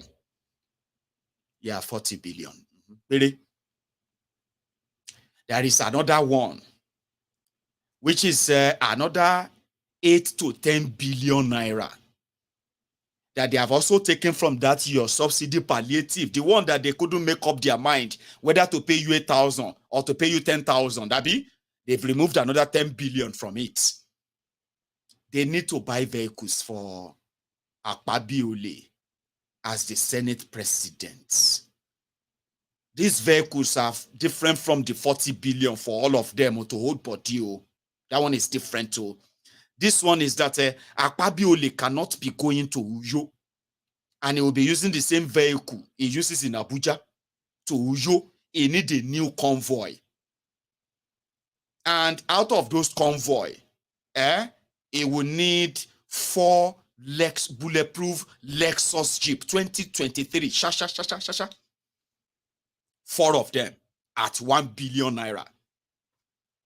Ikoni Uyo, one in Lagos, and the one in Abuja. And you know their convoy, they need other people there too. We go their convoy. They say convoy, you don't expect him to be driving just 4 cars. You need ambulance. You need police patrol. You need all of these guys as well. Now to house Akpabiole as your Senate president is going to take a special 4 billion naira for himself. He need convoy in Lagos, he need convoy in Uyo, and he need a special convoy. Apart from the main one that you see right now, a special convoy for him in Abuja. And same goes to the speaker too, Abbas. That one's own is, in fact, heavier. That one is even cashing out more than Akpabiole. But the most interesting thing is that he's getting same thing as Akpabiole, but in different places. He need a convoy in Lagos. He need his convoy in Abuja. And he need a special convoy in Kaduna, where he comes from. So whenever he flies to Abuja in the private jets, presidential jets, do you know that in Nigeria, the poorest country in the world, supposedly Nigeria has over, Nigeria presidency alone, they have over 12 aircrafts, 9 special aircraft, and 3 special shoppers, like helicopters, like you say, Air Force One, Air Force Two, and all that. Now, how do they share the aircraft? The president and his family, they will be using 3. 3 metakpere, and 2 helicopters. The vice president will receive 1 aircraft. Nigeria president, Nigerian they will give him 1 vice president. The Senate president, they will give him 1. The 5 Abi. The deputy Senate president and deputy speaker, those ones will be sharing 1. The speaker will be given 1. Then there is also another one put aside for the Chief Justice of Nigeria. So the rest are just like Mo Lue. You want to fly with the president. We want to fly in presidential. Okay, yeah. Go and bring 4 aircraft. We are going to Babangida's stepson's marriage. So that one is like kabu kabu for everybody. So the first lady can take any of those 3 reserved for the president and his, you know what I mean? That's how they live. And you know, when they fly from Abuja to their home, you don't expect them to take cabi. You can't be taking cabi. So they need convoy that will make it look like, I thought I saw him going to the airport in Abuja 2 hours ago. Oh God, how did he see convoy in Lagos? They say that one has special one for Lagos. But he left Lagos just about 30 minutes ago. I have realized that the ARS convoy going to pick him up in Uyo. That's how they spend that. The supposed people who should be cutting costs, Abi, they don't give a damn about you. You know that. Because Tinubu and his family, from day one, they've already started taking their own positions and all of that. And as they are those who are actually, put it this way, as they are a kleptomaniac family anyway, so if your president is a criminal, I bet where you want to say you learn your own integrity from. You are deceiving yourself. And I think that's why Peter Obi, in one of, before your election, he was asked the same thing. And he was asked a lot of questions, right? Including, how was he going to do it differently himself? What would you do differently to fight corruption? And he said, well, if you are not a thief, and they know you are not, you would have defeated corruption you would have cut down corruption by 70%. And you know, he was the only person, maybe people, they abuse him, they attack him for not stealing money, but for saving money. People were attacking him for saving money, not for stealing money. And they were defending thieves, career thieves, who looted them so blindly. And they said, loan is good. Loan is good, you know. Loan is good for real businessmen. But you don't borrow money to spend. You borrow money to invest. That's not what Nigeria did. And Obaseki said, one day you will wake up and you'll be like an Argentina. But there was a guy who understand what this meant. And you dodge his bullet to go and jam this atomic bomb. It's a throwback. If you are still interested in this, please watch this.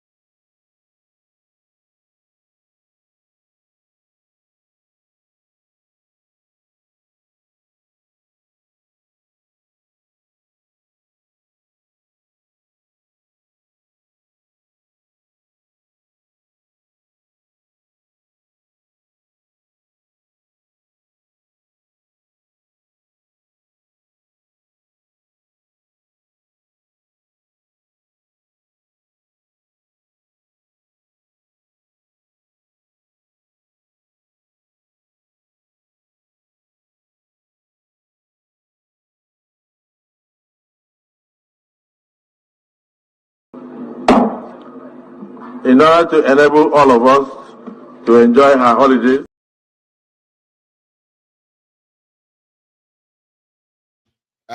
Very sorry. Somebody, I mean, I don't know. Did you say audio? It was actually playing here fine. So something must have mixed up there. Let's try it again. Or you can hear me, Abi. Can you still hear me?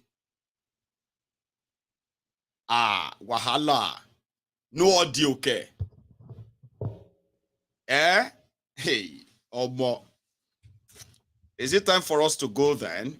If there's no audio, then maybe we should just call it a night. Oh, okay. Audio is back, Abi. Okay.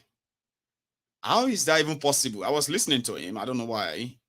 It was kind of fine here. Let's do it again. All right?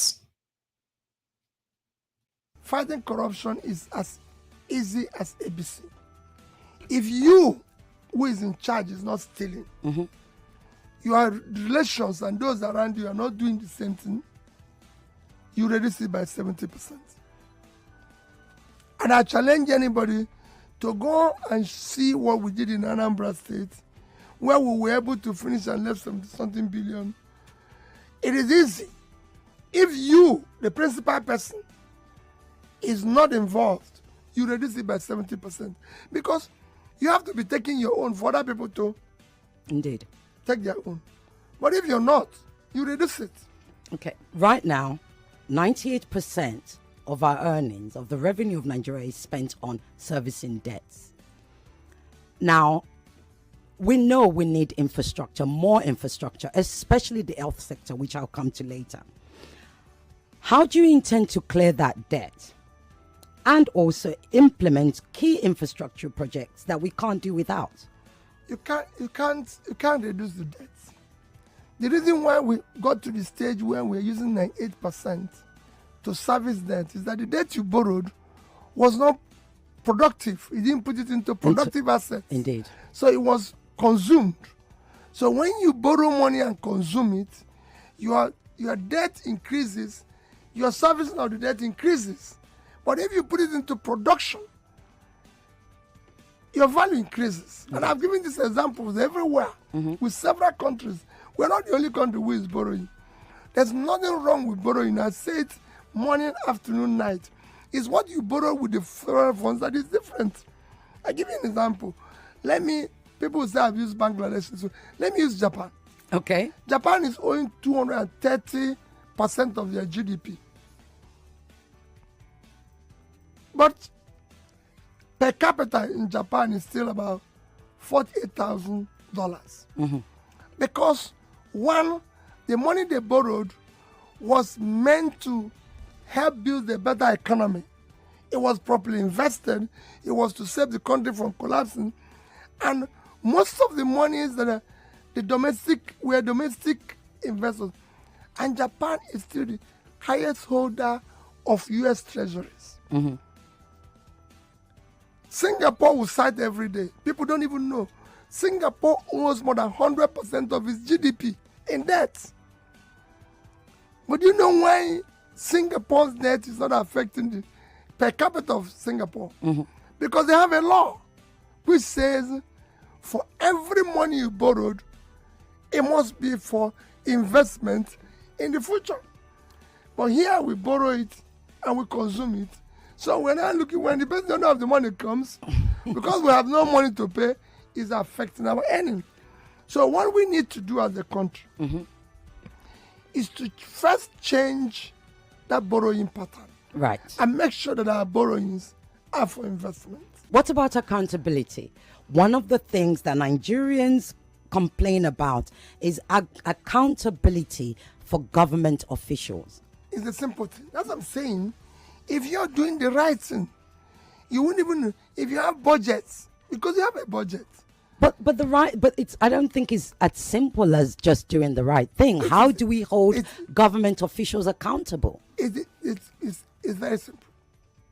It is for the people to be bold enough to say, you're wrong. I told you, I paid off 33 billion in gratuity, pension and everything. How did it happen? I go to morning mass every morning. I go to morning mass as a governor, because you need prayers. So I was in this church, St. Matthew Church in Amobia. An elderly woman, Mrs. Sindibe, who was 80 years old, walked up to me, took my Bible, took everything, and asked me to leave the church. Wow. And the people were protesting. And the people were begging her. And I said, leave, Mama, let me see what is happening. He said I should leave the church because God will never listen to my prayers. As long as she's being owed her gratuity, that she retired nearly 20 years ago, and she has not received her money. I left the church and said, Mama, I'm coming to visit you in the evening. He said, don't come to my house. Go and pay my gratuity. I went to her house in the evening, even when she didn't invite me. When I listened to her story and stories of others, I went back to that church and promised myself, I'm going to clear this debt. And 8 years after, I paid 33 billion naira. Excellent. But the thing is, you see, nobody, somewhere along the line, somebody dropped the ball on that. And nobody goes to jail. Nobody gets punished. When I talk about accountability, it is for the people. Right. This is the only country where you vote Peter Mbah in. They know he did not have a house when they voted him. They know he did not have certain cars. They know his children were not driving certain cars. They know everything. Then, suddenly, Mr. Peter Mbah builds the best house in his village within 6 months, buys all the choice cars, and invite them for Thanksgiving. And even the church and everybody celebrating somebody they know where the money came from instead of calling police. Issue of cabal. Okay, the cabal, yes. There's nothing called cabal. Unless you decide to create one. Right. Quote me anywhere. I've governed in Anambra State. There was no issue of cabal. Unless you choose to create one. Unless you choose to create You were the one who is going to create it. And then suddenly turn around and say there's cabal. On issue of restructuring, is a critical component of development. Yeah. Restructuring is critical. But you know, even those who will be the greatest beneficiary of restructuring thinks it's anything. There's nothing in restructuring. It's just to make the whole place to develop. That's why I always say that restructuring is like fixing the engine of the vehicle but to make it work. People think it's about division. No, it's not about division. There are things, for example, if you talk about state police or this thing, which are part of restructuring, we're the only country that I know that is as big as we are with one just central police. There's nothing wrong. It's a security measure. I used to be in the University of Nigeria when we have campus police. There's nothing security. Security is something you drive down the process. So these are things that we're going to go. Education, for example, we used to have almost a competition when there was ABU, there was Unilag, there was Ebado, there was soccer. So these are things that comes with structuring. There's nothing wrong in it. Should be encouraged. But not the way. What most will say to you is we have the current constitution we have is not actually the constitution of the people, and some would even suggest to you that should we be having a referendum, and can you all those things will happen, but not the way politicians are driving. They will have to happen in a sense where even those who have fears, you know, when it comes to issue of restructuring, politics is about dialogue, consultation, meetings. It's not going to be where you throw things on people. You just have to, make people have a sense of belonging. Today, people are scared maybe, we'll lose getting the revenue we're getting from oil. The reality is that, look at a state like America. The biggest and richest state is not Texas that has the oil. It is actually California that has the agriculture. So you might even say that when you restructure, Niger State will be the highest place where people will go to. It is states that have ideas.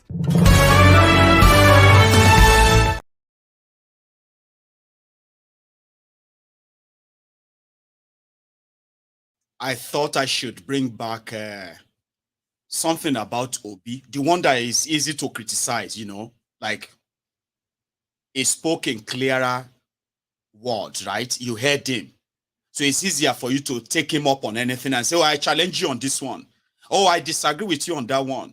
Oh, I did this, you know, because he speaks clearly. He knows what he's talking about. But some of you who went on to go and see the Bulaba, Balablu, Tinubu that couldn't even make any sentence, reasonable sentence. So you are coming around and like, Obi China, Obi Singapore, Obi this or that. Why didn't he do it in Anambra? I'm just saying, today you have the Bulaba.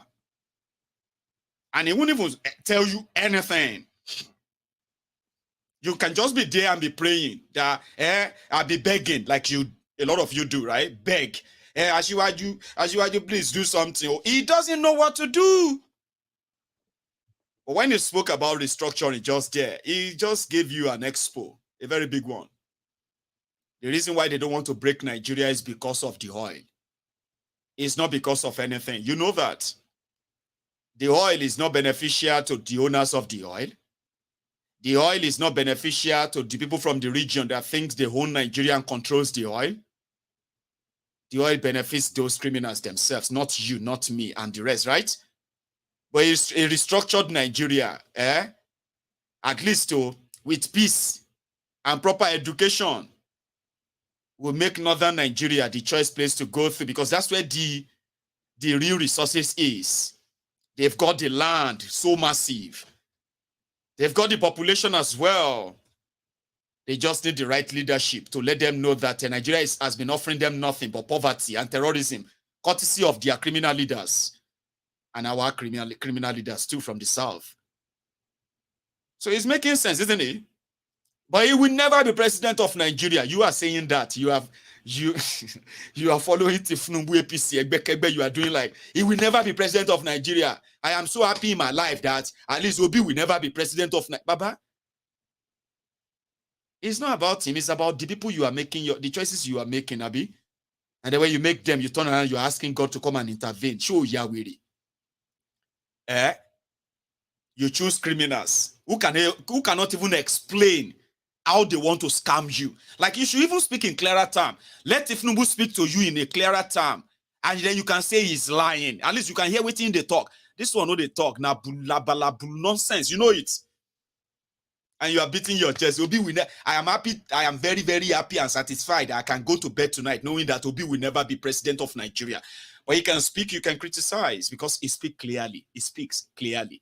You can take him up on anything. Tinubu that doesn't. Atifku that doesn't. I'm just saying, I just thought I should bring that back. Talking about how to fight terrorism, talking about restructuring, talking about, state police, talking about cabal and all that. It was a very perfect combo charts from the Nigeria Info FM, Nigeria Info or Nigeria FM or whatever. Thank you for that. So you have today people who are just consuming.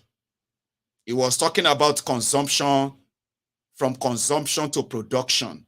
A lot of you thought you are mocking him. You thought you are doing him or doing other people, other Nigerians who stood up and rejected this calamity that you are dealing with today. And you turn around and you are saying people will cry for another 7 years, 10 months. Do you think you're going to make it that far too yourself? Because these guys are not going to give you anything. They didn't promise you anything. It's just going to be like every day more problems, unfortunately. But hey, it is Mayegun's diary political. I have spoken my own mind. And the ideal thing is to possibly open the line and let you speak yours for those who are still here, okay? If you are here, for example, my friends on YouTube, if you are still here, please help me like the broadcast. That's to show that you are here, okay? If less than 1,000 of us have currently dropped their offering out of over 3,000 of us, that is not impressive. So you can do that. I will be back and then I will take calls afterward. Thank you. Right. I'll be back.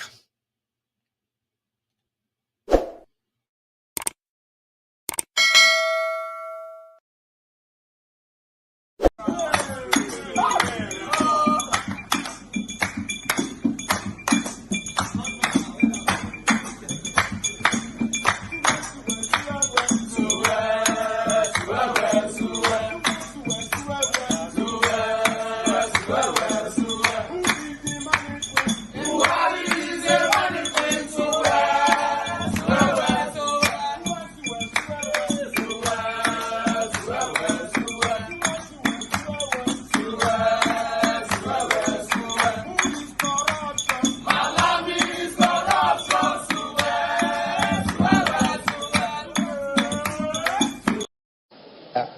he don't cast, last, everybody go chop breakfast.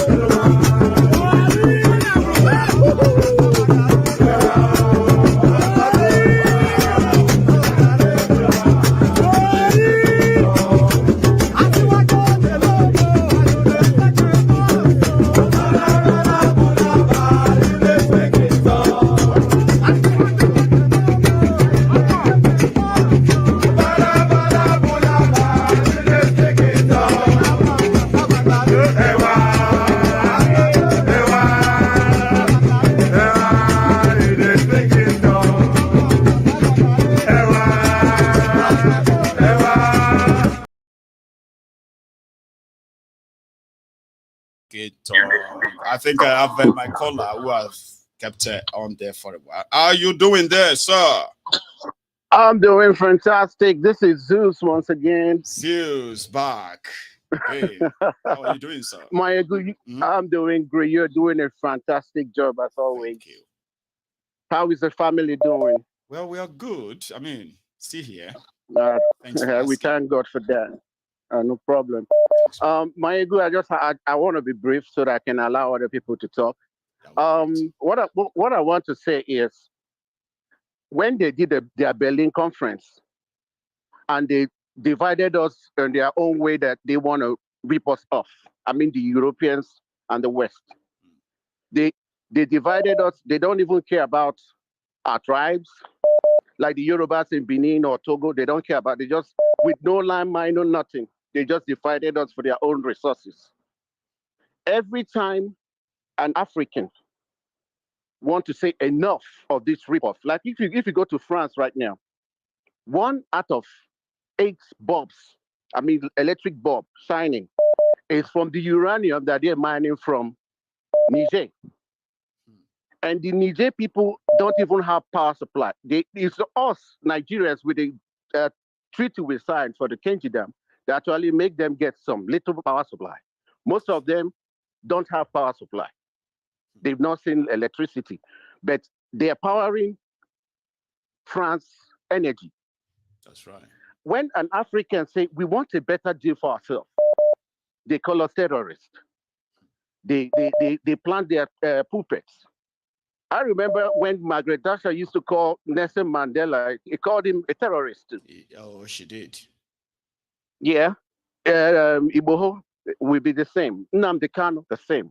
Anytime, even what's his name in Libya, Gaddafi, the same. When we try to stand up to those people, we are to tell them, hey, we want a better deal for our people, or want better things for our people. They don't want, they send people, call us bad name, assassinate, and all this stuff. Yeah, they just call us, yeah, that they mention names and call us stuff. But when they plant their puppets to continue ripping us off, then those puppets, they call it democracy. Because what Africa practices is not actually democracy. They're just rubber stamps for the West. If you look at what is going on in Niger, for example, these people want to say enough. France, back off. You guys have used us enough. Just back off a little bit. And I'm scared of something, Mayegu. What's that? You see Algeria. Mm-hmm. You see Mali. You see all these our neighboring African countries. They are beginning to say no to this invasion. They're beginning to say it's like Africa is. It's like we are having enough. We don't want this stuff going on in our continent anymore. People are suffering. So they are backing Niger. So if Nigeria, and another thing I want to say, who owns ECOWAS? Nigeria. Nigeria is ECOWAS. ECOWAS is Nigeria. So if there's any war going on or people to invade in any West African country like the ECOMAG and stuff, it's the Nigerian president that will sanction it. That's right. So if we continue with this trend, and I don't know why. That doesn't seem to be like any strength behind any move of ECOWAS. You probably won't. No, ECOWAS doesn't exist. ECOWAS doesn't exist without Nigeria. So, and I thank David Hundeyi again for revealing that when the Senate told Tinubu no, he secretly took some military trying to invade Niger. Yes. Then he exposed it. Then he backed out. Because you need the Senate to approve you to invade any other country. And the West are trying to use Tinubu because they have so many things they're holding. I think they have so many things they're holding on him. They have so many things they're holding on him. So I wouldn't understand that will make him so much that he seems to just like have no clue. He doesn't want to listen to anybody, not the Senate. He just want to go ahead and do this in 2 months against the people. In power. Like who does that? Yeah. You what is even the borderline between Nigeria and Niger? We don't even have no borderline. It's like just a scramble from the Europeans. And before I go, Tinubu is saying that he want to create jobs. I just want to ask, what is the job of? I want to ask, what's the job of what kind of job does Tinubu have? That he's creating jobs. Is the son of the president. You have no idea what that title carries. Seriously, it's a very powerful one, right? And that's his job, like the first daughter too, Yaloja. You know what I mean? It's not easy to be the daughter of the president or the son of the president, and they are just there. My prayer is all this. I have about 6 African countries now that our neighbors are saying no to this invasion, and I don't want, because of the things that the West are benefiting from Niger, because United States have their Air Force base and all that, they're flying zone, do all this, they're spying on Africa. Then France is looting them dry. Then because of that, we're gonna go to war and start killing Africans because Tinubu don't want them to review what they have on him. I rest my case here, brother. Always good talking to you. Thank you so much. It's such a pleasure having you back. Okay, let me take a Thank you. Thanks so much. Right. So, because you mentioned Sheyi Tinubu, so I decided that I was going to go look out for that Sheyi's new job. If you can skate, probably Sheyi has a job for you like this. Hello, my caller. Hello, Mayegun. Hello, sir. Yeah, good evening. It's Ifeanyi. Ifeanyi, Baba. How you doing? I'm good. How are you doing? Well, I'm very well. Thanks for asking. Mayegun, I'll be very brief today. Amen to that. Let's start. You know, when people tell me that I'm going to be very brief, I know they are not going to be very brief, but let's start. I know what the West has done to Africa, and I know how bad it is. I know how very, very wrong it is. But I told you that human beings have always done that to ourselves. The question now is, are we tired of it? Have we asked ourselves inward, like truly deep down in our heart, are we done with this? Like, are we ready to move on from this? You know, all the mineral resources and the natural resources in the Niger Republic. Right. You know that uranium? Mm-hmm. Do you know that there is nobody in Niger Republic, a citizen of Niger Republic, that can convert it to anything meaningful? Do you know? I'm going to say yeah. That natural resources, there is nobody from Niger Republic that can convert it to something meaningful. Do you know that the petrol in Nigeria, we cannot from scratch refine the petrol that can be enough for the vehicles we have on the road? Do you know we can't do that if we are left to do it alone? But what about those artisanals? Those ones they say artisanals or something. Those guys where they do. It won't be enough. If they will invest. Yeah, that's what I'm saying. Yes, we can invest in them if we start talking about saying that maybe if they invest in them, they could meet up at least. Yeah. Yes, of course. If we invest in them, it will work. It's just like a form of beginning to re-educate everybody. It has to be re-educating everybody. If you want to do this kind of investment you are talking about, you have to start teaching people that a medical doctor cannot earn lower than a politician that only requires school certificate examination to be able to be anything. A governor, for me to be a governor, if I want to be a governor of my state, my WAEC is enough. In fact, Buhari has made it that even my WAEC, I don't even need the WAEC.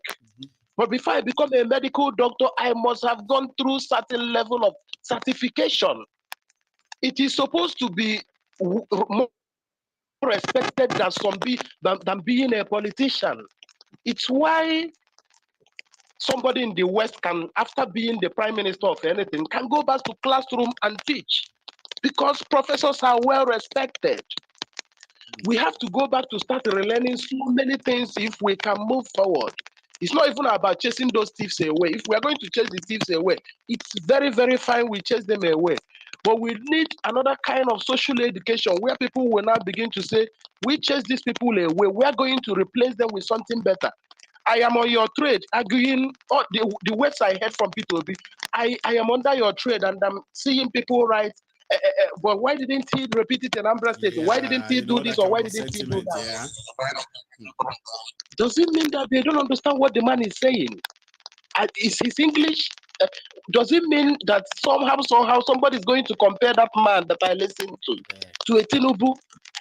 This one, no. I'll show you that one. Is it confusing? All classes. You know what they call F level? When you get failure in all the subjects that you take. F9, F8,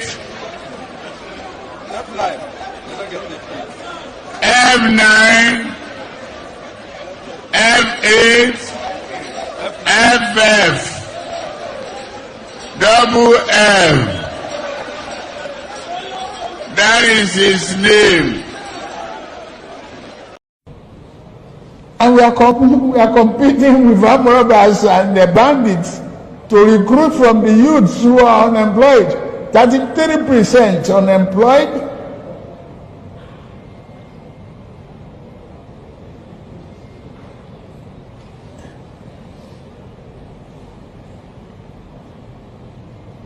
Recruit 50 million youths into the army and take away from their recruitment source. What they will eat? Cassava, agbado, corn in the morning, yam in the afternoon. It's growing here. You create demand and consumption.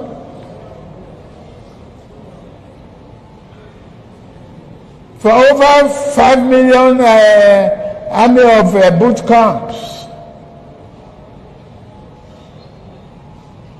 we create our food. That's money for the farmers. That's consumption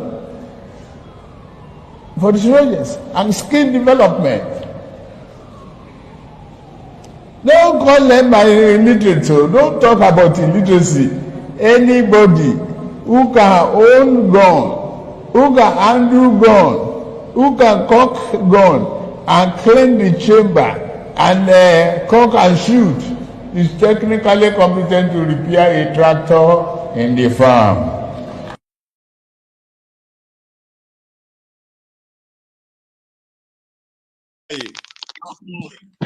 So, in a nutshell, people who are educated though will be fighting you on social media for and say, you know, he's a strategist, he's a technocrat, he knows how to discover talent. Baba, see talent, we can't deal with everybody now. See talent.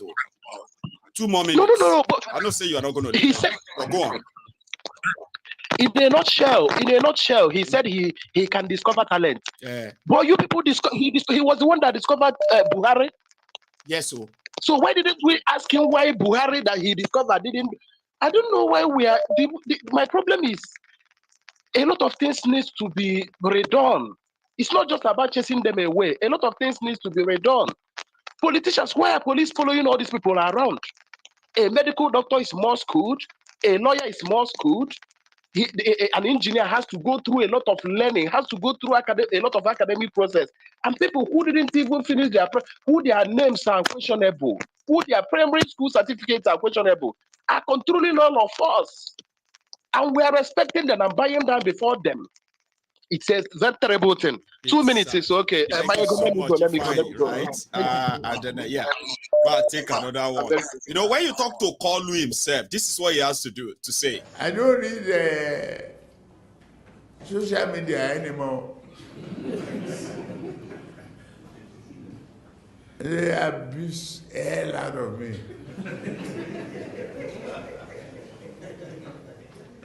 If I read it, I get high blood pressure. I get angry. I don't read it.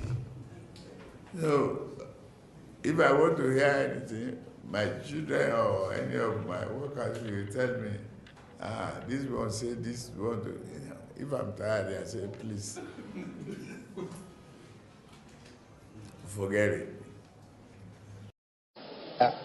He don't cast, last. Everybody go chop breakfast.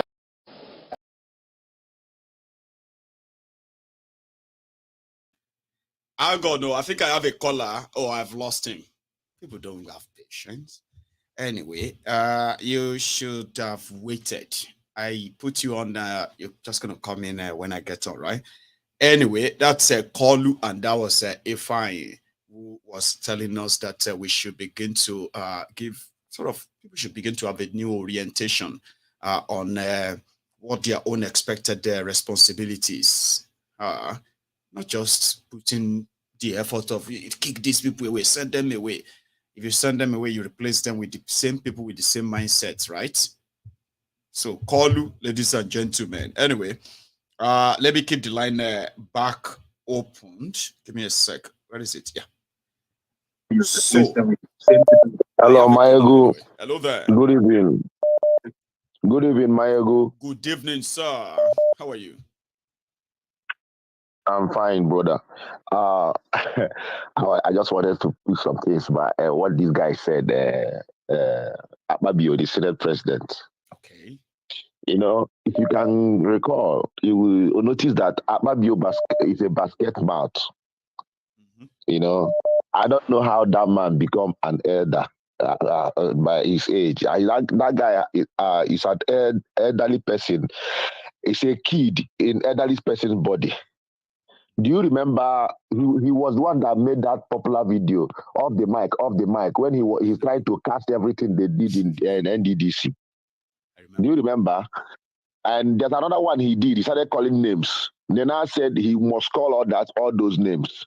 Later they did Nigerian juju, everything. They just forget about it.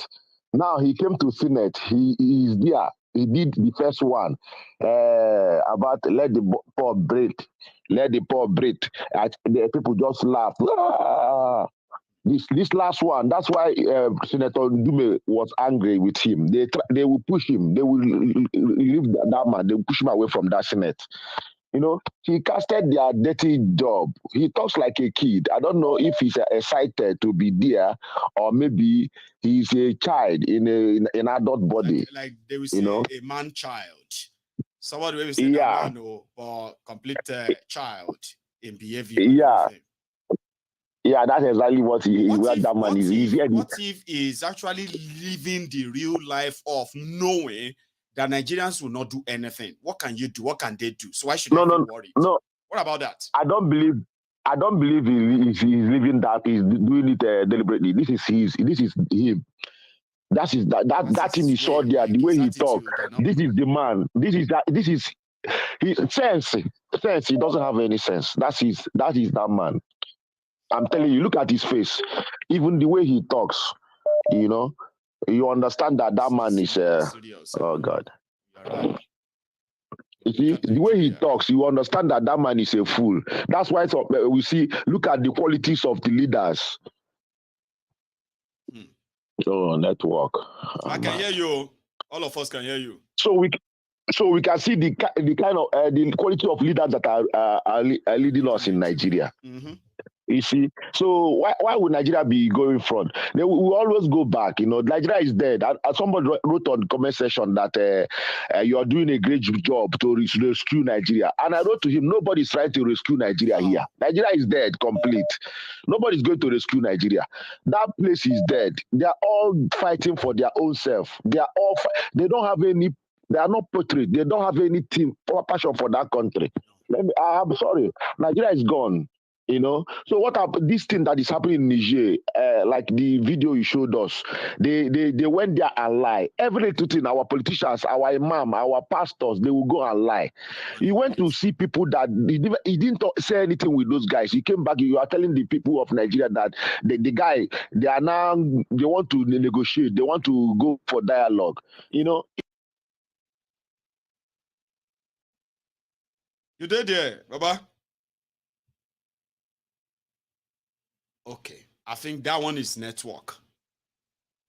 I can no longer hear you anyway, so I am going to take another call. Hello. Okay, I'll take another. Sorry. Hello there. Hello, good evening, Mr. Mayago. Good evening, sir. How are you?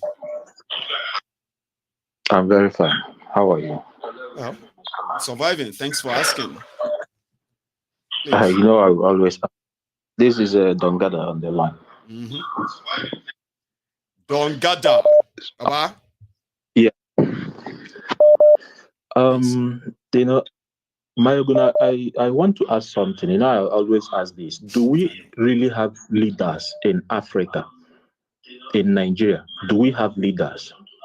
You know, when you talk about Nigeria, we have two types of leaders in Nigeria. One from the south.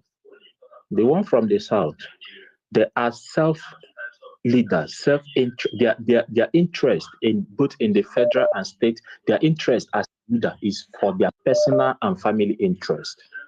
You know, the one from the north, they have interest, religious expansion, conquering the other people who don't believe in them. That is their own interest. When this war wanted to start, I knew it was not going to happen. Let me tell you why I knew it was not going to happen. And that was why whenever I call, I say, let it happen. You think they don't have sense? They have sense. They have seen the anger in the youth. They know what they were going into. Left for Tinubu alone as a president, he was going to lead that war because he's a tout. He doesn't know anything about leadership.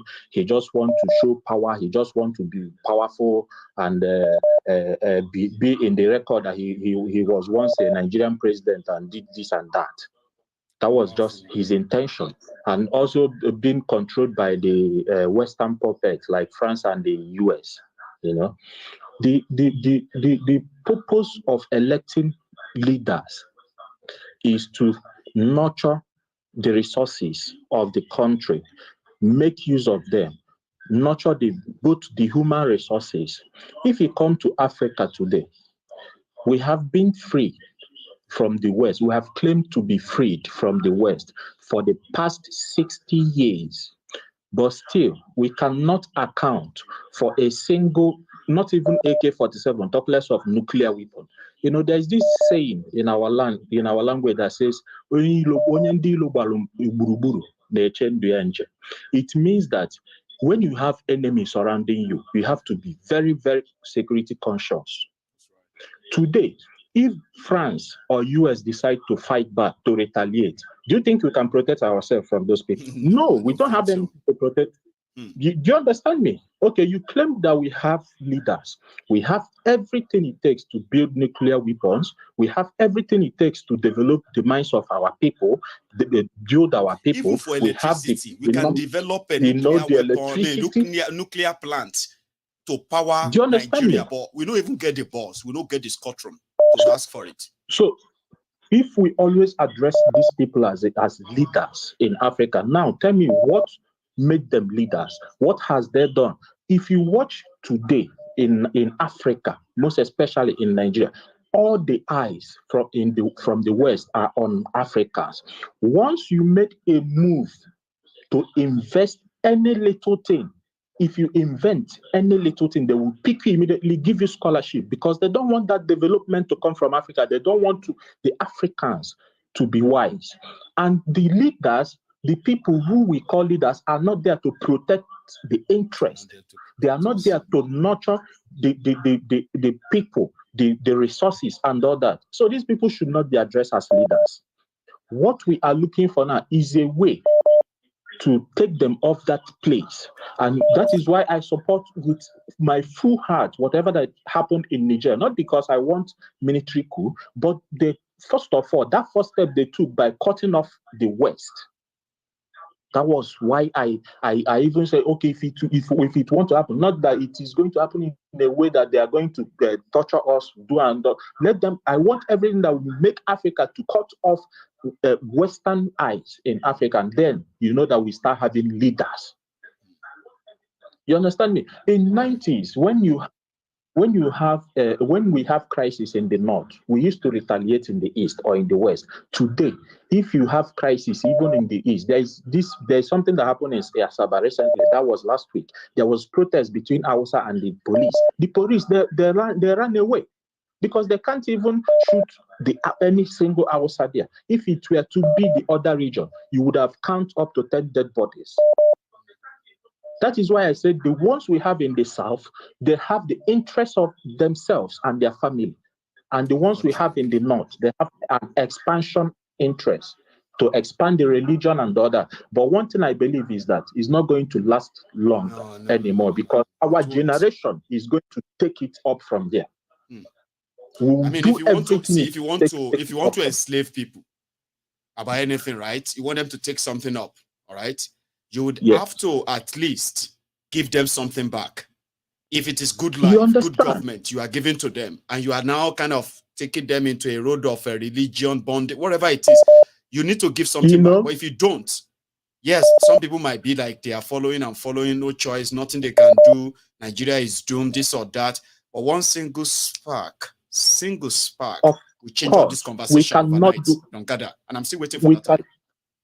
We cannot do FACON. Because whenever a single soul rise from Africa, technologically, they pick them. When we rise by fight, like Nnamdi Kanu and the other people that did rose, they support the military to detain, kill them, and all that. So how do you think they want us to rise? We don't have leaders. What we have in Africa are self-made, self-interest leaders, not leaders who care about their self-centered people. That is what I want to say so tonight. I'll take another one. You have a good afternoon there. It's evening here anyway. Hello there. Hello there, Mayegu. Yes, sir. How are you? I'm very well. This How are you, Silva sir? from Germany. Say that again. I'm doing good. Silva from Germany. Silva. Yeah. From Germany. I've seen the number anyway. So good to have you, Baba. Please. Yeah, okay. I really appreciate the good job you're doing. Mayegu, you see, something that struck me with this latest thing that is happening in Niger is that if you see when a coup used to take place in Africa, and when coup take place in Africa and the West supported it, you see, they will somehow keep calm at the beginning and gradually give it legitimacy by maybe supporting them with one thing or the other. But this one that happened, from the onset, it took them unawares. America have base there. French is already there. France, they are already living there. Even your people, they deal. When I started hearing that Germany itself get thing, I was like, no base, but like they have their own people. I was like, oh, more kilos. What did they go on for Africa, Baba? Go on, Silva.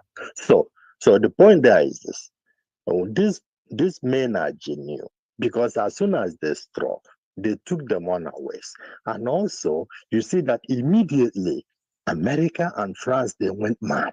Seriously. And in as much as they cannot immediately revolt by themselves, they look for a puppet. We have that. We have him already. I don't want to mention him anyway.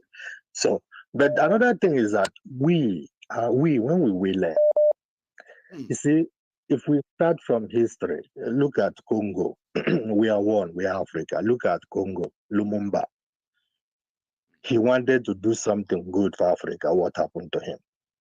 They brushed him. And whom did they use? They used also his own brother. His own brother. They used him to remove him. And then along the line, we also come to Thomas Sankara. The same thing happened. Thomas Sankara wanted to do good for his people. What did they do? They removed him. Not even for his people, for Africa. I was watching one documentary about now that they removed that that man that his friend what's his name again? I forgot that removed him. They removed him now. Young men, people that knew Thomas Sankara when he started, and then he was removed. They said their hope was dashed out. But now that hope is coming back a little bit. Let's go back. Let's come home. Well, I just want to drive a point. And my point is it is we that is disturbing ourselves. When we come back to come together, how these things will not happen. Look at Nigeria, for example. We have our dear friend and brother, Nnamdi Kanu. They are holding him there. Illegally. He has won legally. He has won many court cases. The latest is that the appeal court discharged him. Who is the DSS chief? I know there is a director, but there is one man we always used to hear his name that tells us what is happening in DSS. You remember his name? Oh, it's a spokesperson. Hey, I'll try and remember his name. And what do you call it? I think it's Igbo as well. He's the one they always send forward to come and explain every exactly. what they are doing. Is that what you mean? This is what you are. That's the thing. Why? Some people, you see, I'm going to read the comments. They will mention his name. I'll tell you. Yeah. Why I mention him is that he is there. Mm-hmm. If they are really for Nigerians, for Africans, when such a thing happens, he is working for the government. Okay, I don't have problem with that. But in as much as the government goes against the rule of law, what will he do? I doesn't care whether Nnamdi Kanu is Igbo or he is Igbo. Ifunanya, thank you. Ifunanya. Yes. Yeah, Ifunanya. It doesn't matter whether that our brother is Igbo or the other one is not Igbo. But you have to stand for the rule of law. Listen, this man, they have said he has to be released. I release him. Mm-hmm. Even if they say you should go, you go. You go with your honor. And that will send, and there is no exactly, the message it will send to them and the whole world that somebody in that high ranking decided to step down because these people disobeyed their court.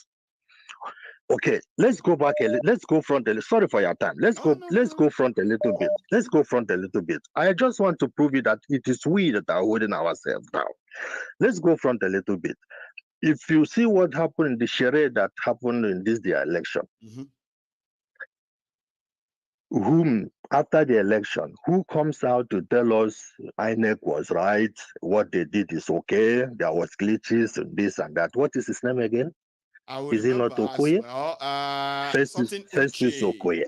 No. Festus Okoye. Festus Okoye. Bless you. Festus. I remember now. Okoye. You know why I'm mentioning this name? Festus Okoye. Is it a Yoruba? No. Is it a Fulani? No. Is he Kanuri? No. Where is he from? Is he not from the southeast? He is from the southeast. Is he not Igbo? Obi is from where? But it is him. After the election, you know what it takes for that Mahmoud to come out? I think it was when he wanted to talk to come out and explain the fraud. He couldn't come out to explain. It was him that is coming out to be saying all those nonsense. To do the dirty work. disgracing their family name and all that. If they just tell me, just say the fact. If that type of person comes out and say, listen, this thing was wrong, I am not going to part of it, I resign. You know what? You know the weight it will carry. Will he die? Even if he dies, is he more than those that have gone? So the point I'm trying to make here is that now they come now. You see, all these things we see, like what happened to Thomas Sankara, what happened to Lumumba, and how these people have been using. Does it mean that Tinubu does not know what has been going on in Niger? Why can't he be able to stand his stand and say, listen, no, this is my brothers, I'm not going there. And listen, let's see why these people these people revolt. But he won't do it. Look at those backing him. Let's talk about the just one example. What is it called? The Togo president, Yedema, that man. Nasibe Yadema, something. Nasibe Yedema's son. Yeah, his son. His father came from military coup. Yes. And after that, he took over and continued to rule until he died. His son took over. His dynasty. Okay.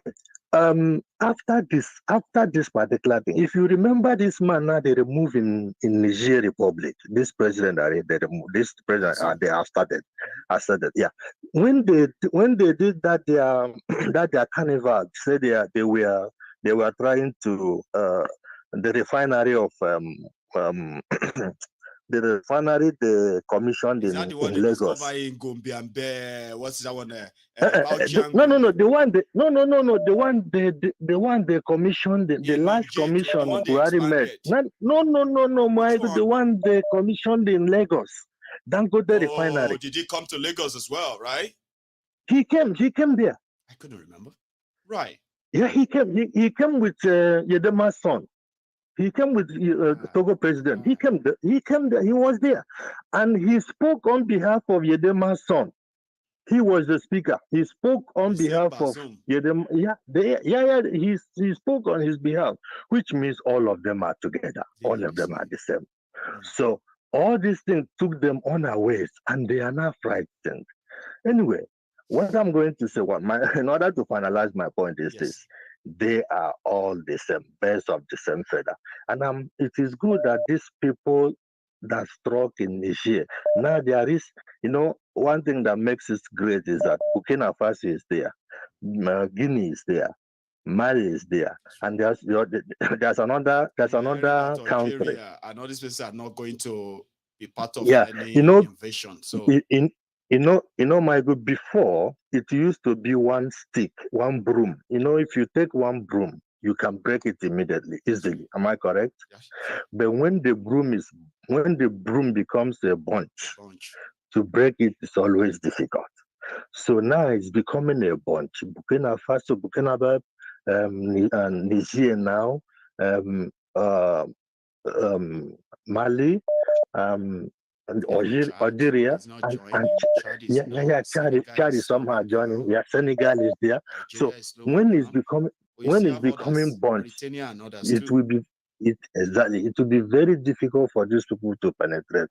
And it's only when these young men can stand up like this, that is when we can have a breathing space in that part of the world. If not so, it will continue to be the same thing. When they have their puppet like this one now, Bado in our country, trying to establish himself through this war through invading Niger, so that we make it.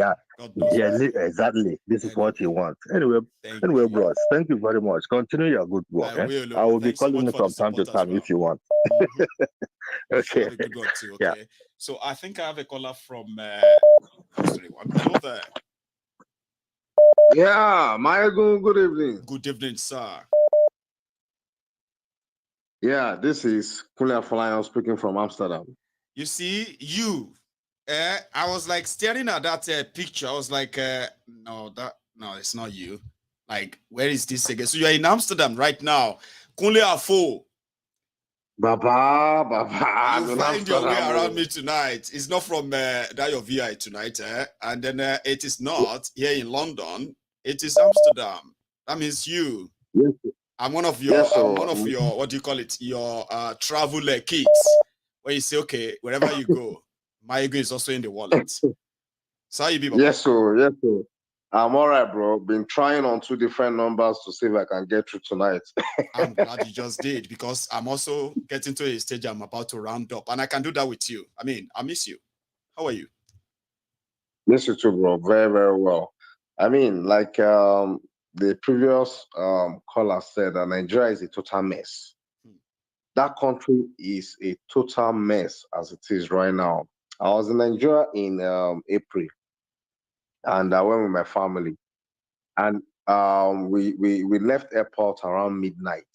You know, our flight arrived at about 10 p.m. and we went through all the shenanigans of the airport.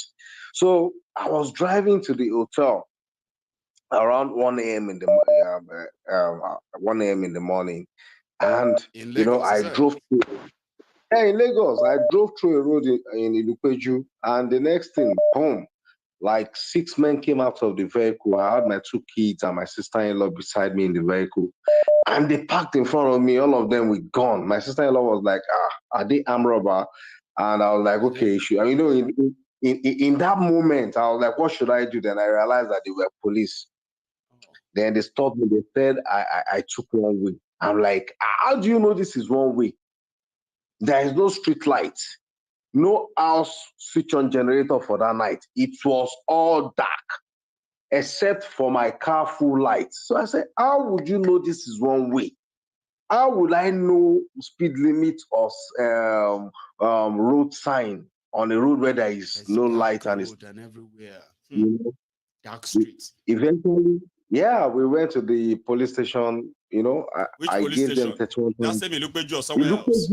Ilupeju police station. That same Ilupeju police station. I guess story where I share with you about my experience in Ilupeju. But you go ahead.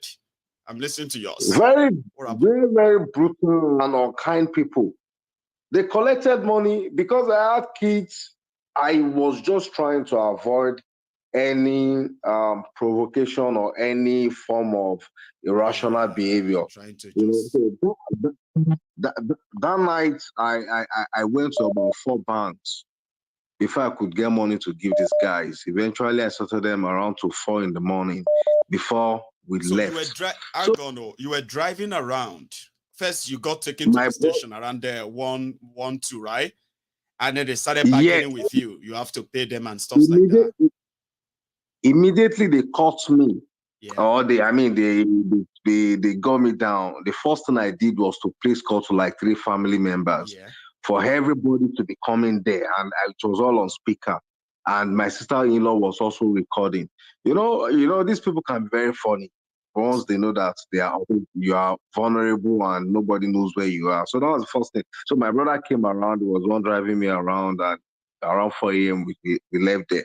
And it is not still different. You know, people that left Nigeria 40 years ago, 30 years ago, the same reason they left is still the same reason a lot of our people are sleeping at the embassy and struggling to leave Nigeria. Nothing has changed. Look at the situation in Nigeria today. Look at all the socioeconomic indices. Everything is messed up. In Senate, among the legislators, they are putting in their kids gradually. Ajumobi's son is there. Alake is a minister. His son is like a commissioner in Lagos. You know, Ibori's daughter is there. Do you know what? Ibori. I wanted to say Ibori as well. But do you know that that is not just the politicians bringing their children into politics? So the judges too. That one is actually going on steady. They are replacing themselves with their children. A lot of us are just going to wake up, and you're going to see that all these justices you see today, in another 5 years, their children will be justices too. And you'll be wondering when, how. Do you know that one is also going on right now? Absolutely. I mean, the current Chief Justice also, I think his son was nominated or appointed as the judge. And we've seen cases before then. So even beyond politicians, judges, they have all their kids in CBN, in NNPC, in all those federal government parastatals. They're the one leading there. You know, out of 48 ministers, we have like 41 of them having corruption cases with ICPC and EFCC. a total mess of the country. Somebody called your program last week and said that when will Mandela come or we have a Mandela? I'm like, we have several Mandelas. We've had people like Nnamdi Kanu, Sunday Igboho, Sowore. But for every one of these guys, every time they use one hand to fight the oppressor, they are using the other hand to fight the oppressed. No, to defend themselves from the oppressed that they think they are fighting for. You are fighting the oppressor like this. You can't use two hands or else you are dead. Because the people you think you are fighting for, they will come with Kondo and Kumo. Who sent you? Now who sent you? Who sent you? Should leave them alone. So if you want to fight like this way, you use one hand to fight the oppressor and use the other hand to protect yourself from the oppressed that you think you are fighting for. It's a sorry case. It's a very, very, very, very sorry case, Baba. I'm interested in the children. Don't mind my curiosity, because when it comes to women and children, sometimes, right, I am a very big sucker that way, right? What about the children? You came out of the airport, the nightmare at the airport, and then you met this scary situation. Did family member come around to take them away while you deal with the police, or they witnessed the whole thing? They witnessed the whole thing, my brother. My son asked, are they going to arrest us? Why are they coming inside the vehicle with guns? Dad, what's going on? My son, I was asking that question that night. I was just like, just keep calm. We are trying to manage the situation. Don't get despite seeing the children in the car and all of that, they went with those guns and all that. They enter with the gun. They enter with the gun. They were in the car throughout. They stationed one guy in the car. The guy, because I switched on the ignition and I had the AC on so that my kids could relax. So they had one guy perpetually in the car with them with gun. And I was negotiating with three other, I can't use the word miserable because the condition and situation that they found themselves as a result of the system, I pitied them. And at the same time, I was very, very, very wary and conscious that any twitch or any slight in a situation can lead to something unpalatable. So I flew with them very, very well. And I paid them the money. And that was just it. And it was it was all for money. Just money. Give us something and go. Afo. Okay.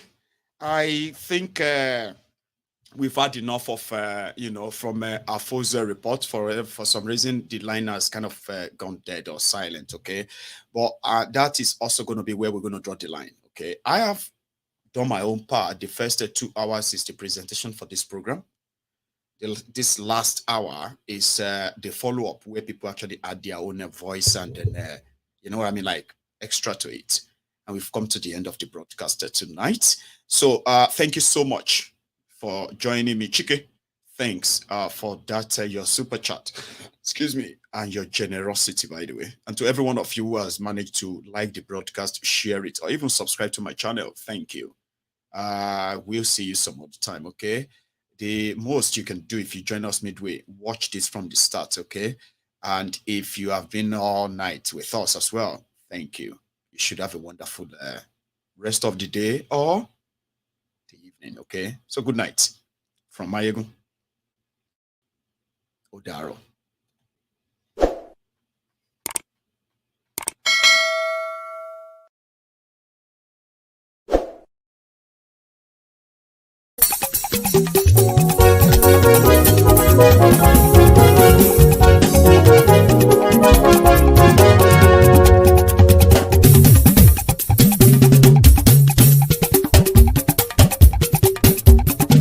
Mayegun làwa mọ̀ làmọ̀ tó dòdòdò.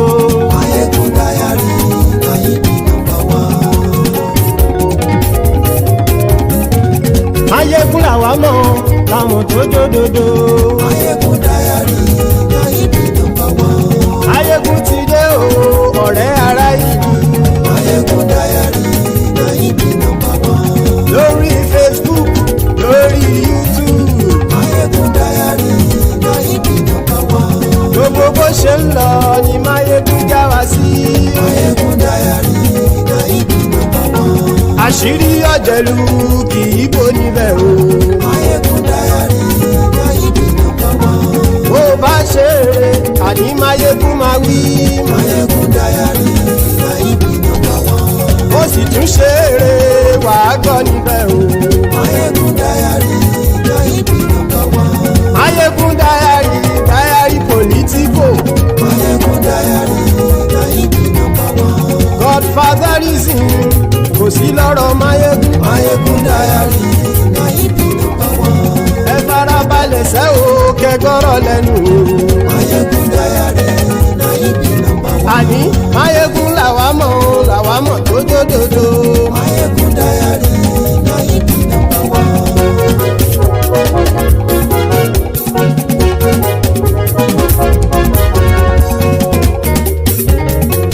Àní ẹ̀sùn rákì. Máyégún ti dé. Máyégún ti dé. Ọ̀jẹ̀lú ẹ̀sùn rákì. Máyégún ti dé. Àní ẹ̀sùn rákì. Máyégún ti dé. Lórí Facebook. Máyégún ti dé. Àní ẹ̀sùn rákì. Máyégún ti dé. Lórí YouTube. Máyégún ti dé. Àní ẹ̀sùn rákì. Máyégún ti dé. Bọ́ bàbá gbé wúrẹ́. Máyégún máa wí. Àní ẹ̀sùn rákì. Máyégún ti dé. Jíjó ìgbádìyẹ. Máyégún máa wí. Àní ẹ̀sùn rákì. Máyégún ti dé. Presido bá rúfin o. Máyégún máa wí. Àní ẹ̀sùn rákì. Máyégún ti dé. Kí gómìnà kówó jẹ. Máyégún máa wí. Àní ẹ̀sùn rákì. Máyégún ti dé. Ọlọ́pàá tí ń darí bá. Máyégún máa wí. Àní ẹ̀sùn rákì. Máyégún ti dé. Aṣòfin tí ń rúfin o. Máyégún máa wí. Àní ẹ̀sùn rákì. Máyégún ti dé. Òpùrọ́ olóṣèlú. Máyégún máa wí. Àní ẹ̀sùn rákì. Máyégún ti dé. Ọ̀jẹ̀lú ẹ̀sùn rákì. Máyégún ti dé. Àní ẹ̀sùn rákì. Máyégún ti dé.